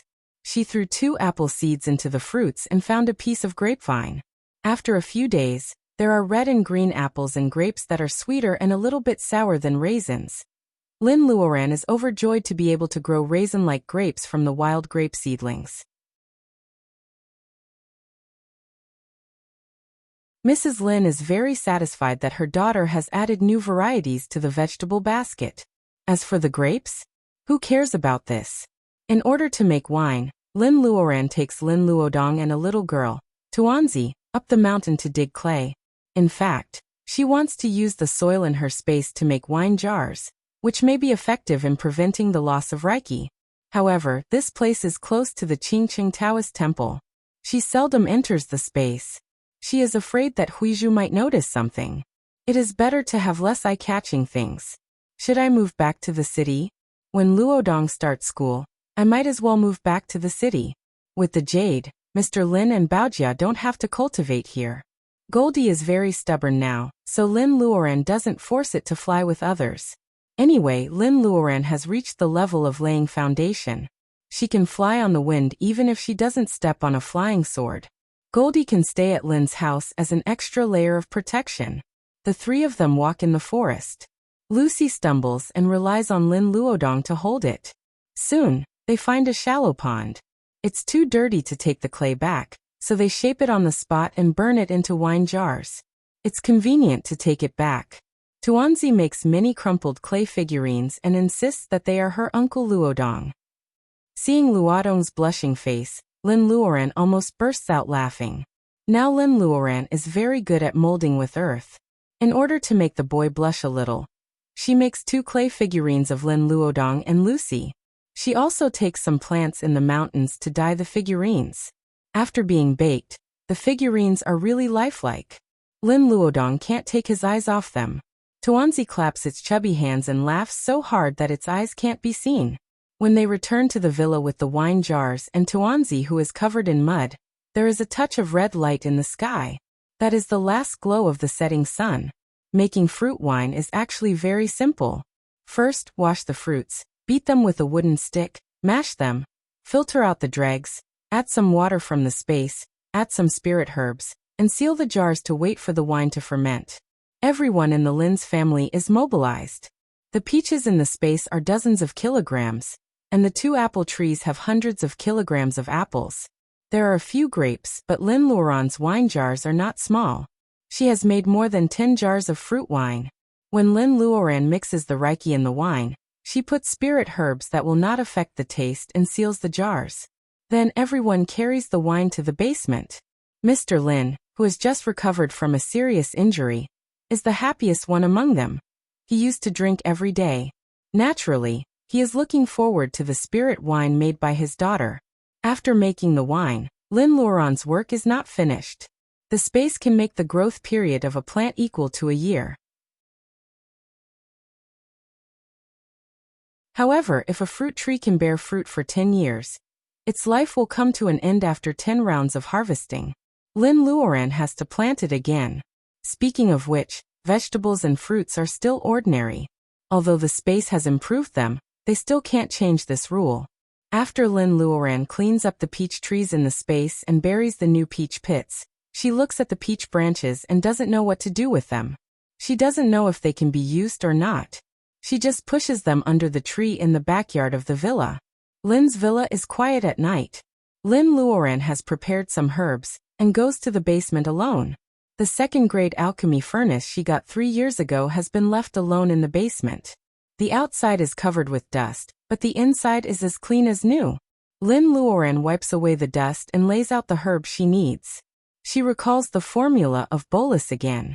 After making sure that she remembers it correctly, she slowly takes a deep breath. When she first started her cultivation, she tried to refine boluses, but she used the method of processing traditional Chinese medicine in the secular world. Now that she thinks about it, one of the reasons why it has such a great effect is that the prescription of skin beauty bolus in the shabby medicine book of the Lin family is really awesome, isn't it?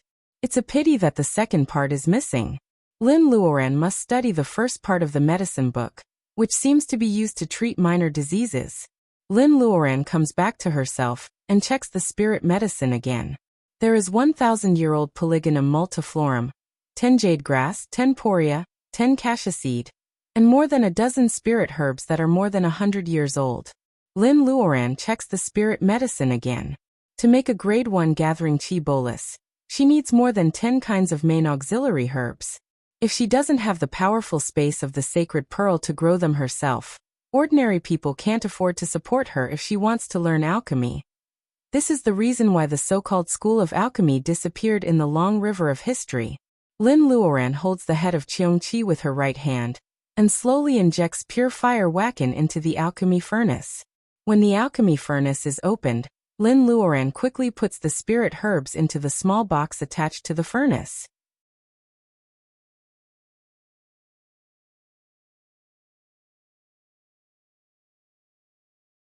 Chapter 166. Lin Luoran doesn't put the alchemy furnace near the earth fire.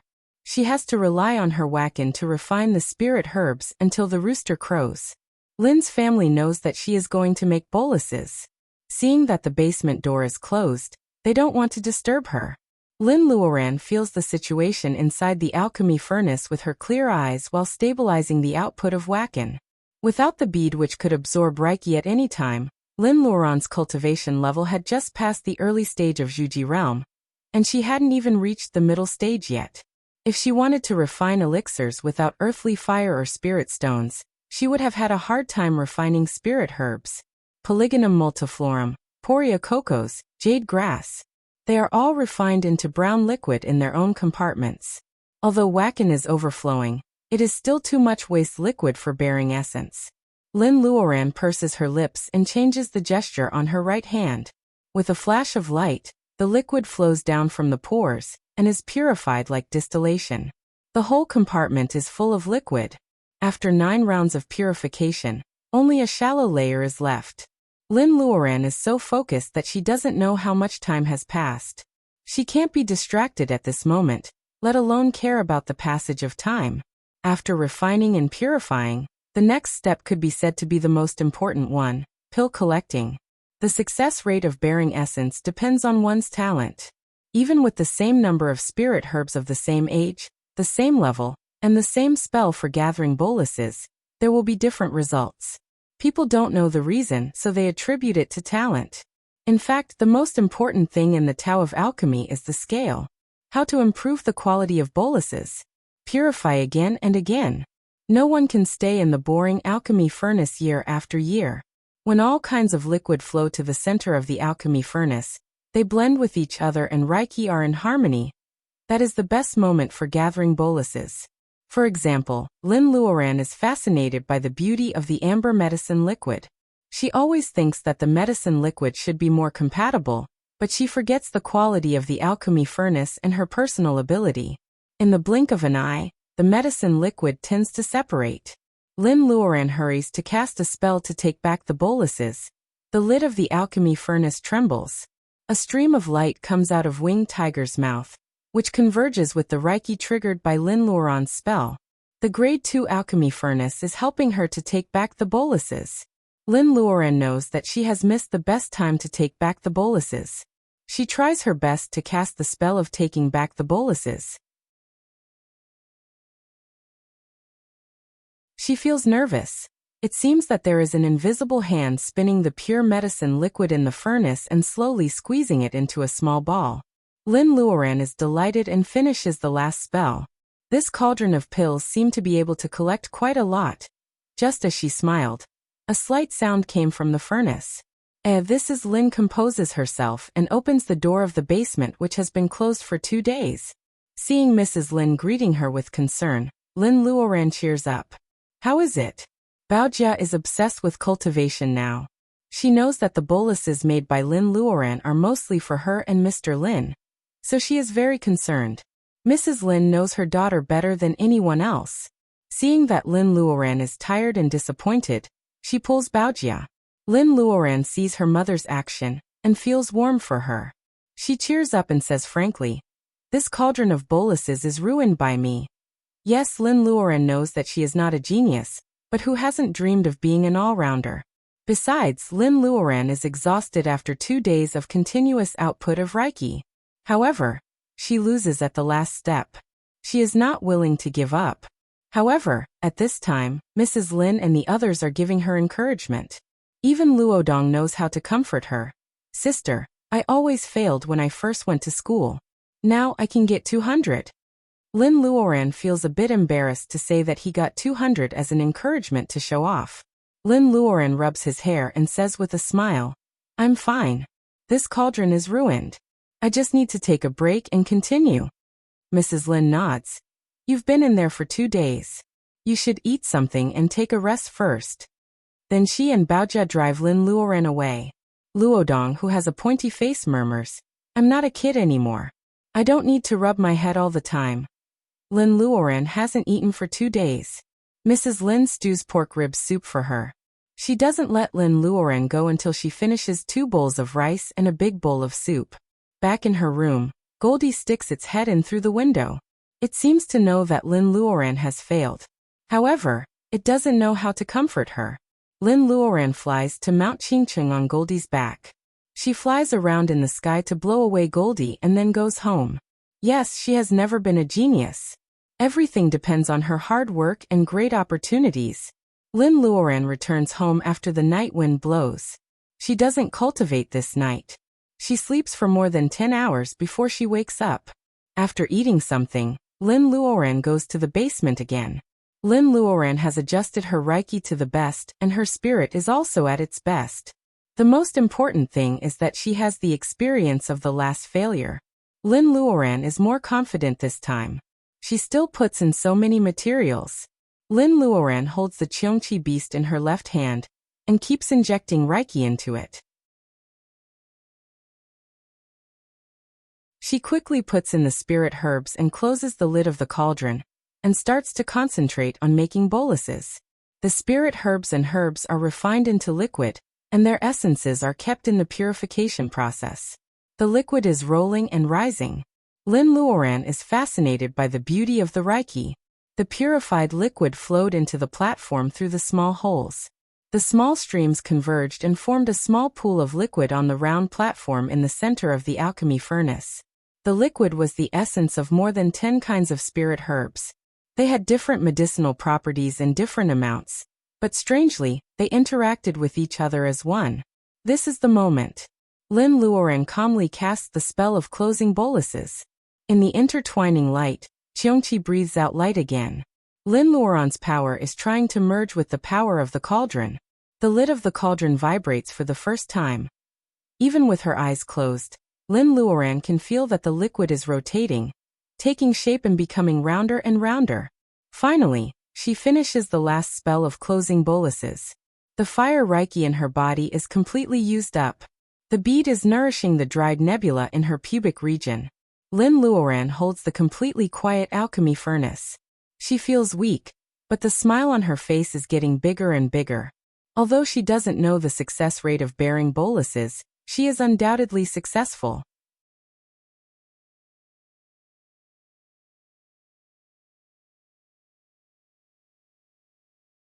Chapter 167. Lin Luoren uses the best spirit medicine and a grade 2 alchemy furnace to make gathering qi boluses of the upper rank of grade 1. Lin Luoren gets 35 boluses in the end. It seems that the success rate is only 35%, but it is enough to make Lin Luoren happy. This is the first time for her to make boluses. Gathering qi boluses can keep Reiki inside the body, which is most suitable for people like Mr. Lin and Baojia, who haven't even reached the early stage of training qi. They can absorb Reiki but can't keep it.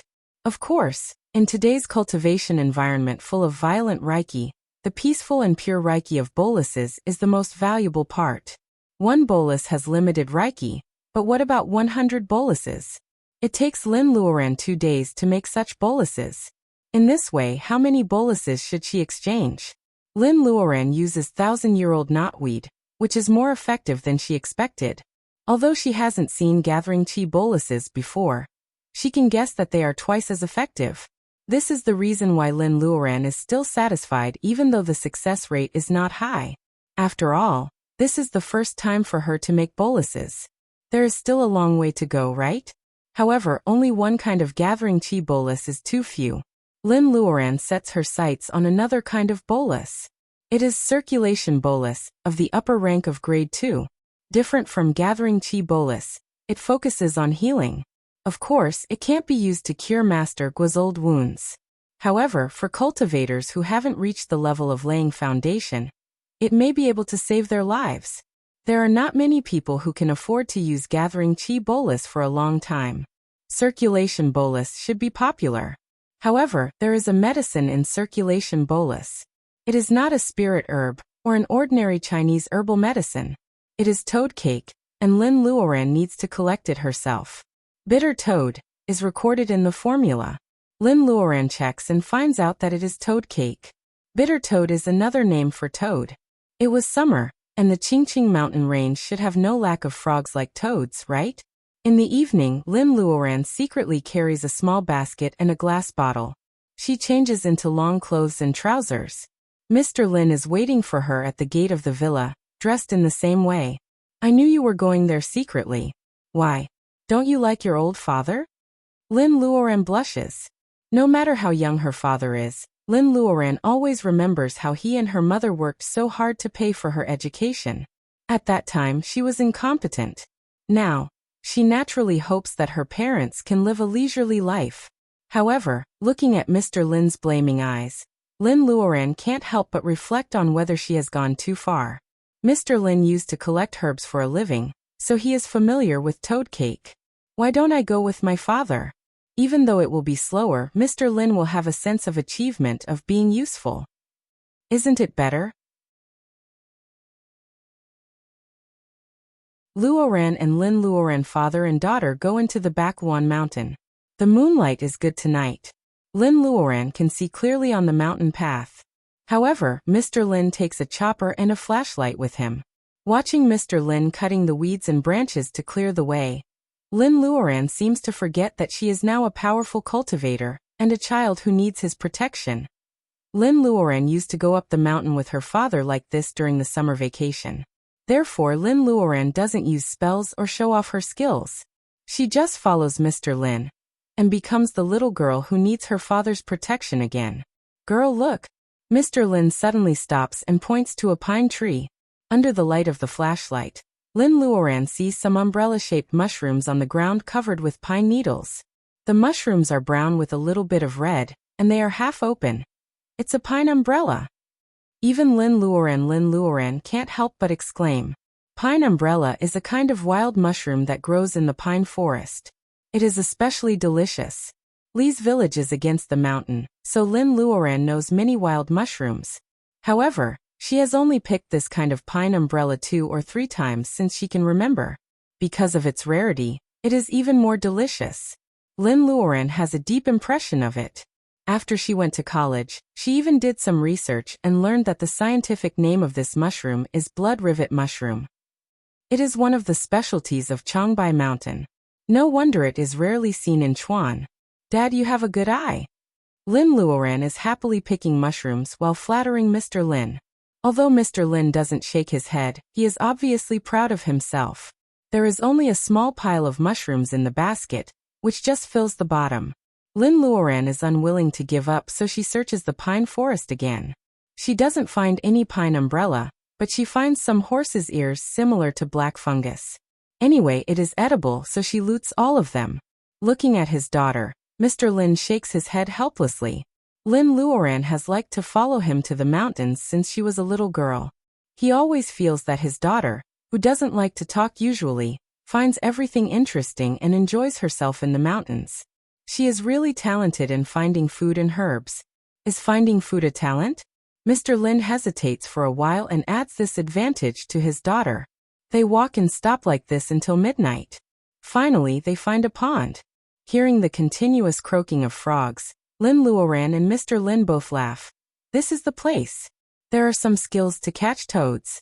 Jumping into the pond is not a good idea. Frogs and toads usually eat at night. They usually hide in the water grass on the shore to catch insects. At this time, they just need to walk along the pond and shine the flashlight at the place where they hear frogs. Most of the frogs will suddenly become stupid and lie still in the grass. Lin Luoran can catch them quickly and throw them into the bag. Lin Luoran can't tell the difference between the croaking of frogs and toads since she was a little girl. However, Mr. Lin is an expert. Obviously, the place where the flashlight shines, there is probably a toad lying on the ground. Mr. Lin is responsible for catching the toads and Lin Luoran is responsible for collecting the toad fluid. As for the toad paste, that is the Chinese medicine processed by the toad fluid. Lin Luoran has done this many times since she was a little girl. However, compared with her childhood, She is now a cultivator in the level of laying foundation, isn't she? Finally, she doesn't need to catch the sticky and ugly toads by herself. With a spell of water, the basket of toads is soon cleaned. She puts her thumb on the neck of a toad and grabs its body with other fingers. Then she picks up the gland behind its ear with a copper tweezer. Soon, the white fluid will overflow. Lin Luoran takes a glass bottle prepared in advance to catch the white fluid. She doesn't have to kill the toad to get the fluid. Lin Luoran puts all the toad fluid in the basket on her back and prepares to release them at last. In this way, Lin Luoran and Mr. Lin catch toads and take out the liquid. In less than an hour, Mr. Lin catches hundreds of toads to fill the glass bottle, which looks like a lot of toad liquid. Dad, that's enough. Almost all the toads in the nearby pond have been caught. Seeing Mr. Lin walking further and further in the night, Lin Luoran hurriedly asks him to come back. Mr. Lin shines the flashlight and Lin Luoran waves her hands. That's enough. Let's go back. Mr. Lin comes back. Lin Luoran notices that his pants are almost wet and says, I should have caught them. Why did you go into the water? Mr. Lin waves his hand. That's nothing. Now your dad is very good at fighting. Catching 2 toads is nothing. Lin Luoran chuckles. She releases the toads that have taken the toad fluid. She stealthily dries Mr. Lin's pants before leaving. When they go back to Lin's villa, it's already dawn. Mrs. Lin has already gotten up. She opens the door and sees Lin Luoran and Lin Luoran standing at the door. Mrs. Lin rubs her eyes. Where have you been so early? Mr. Lin raises his right hand and waves it in front of Mrs. Lin's eyes. He catches 2 fat hares on his way back. Who doesn't love wild game? Mrs. Lin frowns. Well, you went into the mountains secretly, didn't you? Mr. Lin scratches his head. Lin Luoran sneaks into the house, leaving the nagging Mrs. Lin to Mr. Lin. After so many years, Mrs. Lin and Lin Luoran naturally have their own way of getting along with each other. As their daughter, why should she be the third wheel? The Lin family has delicious rabbit meat and wild mushrooms for lunch. Wang Miaoyi and her husband also come for lunch. Lin Luoran is a cultivator, so she can quickly extract the toad paste from the toad fluid. By the next night, she had already prepared the herbs needed to refine the small reversion pill. Mrs. Lin feeds Lin Luoran well before she allows her to enter the basement, which is used as a temporary alchemy room. This process took another 2 days and 2 nights. You're tuning in to the Li Mei's Wuxia Whispers YouTube channel. We're so grateful for your support, and don't forget to subscribe to join us on this incredible journey through captivating stories. Your generosity through donations truly makes a world of difference, as it's the primary source of revenue that allows me to expand and enhance this channel for you. Thank you from the bottom of my heart for being a part of this adventure.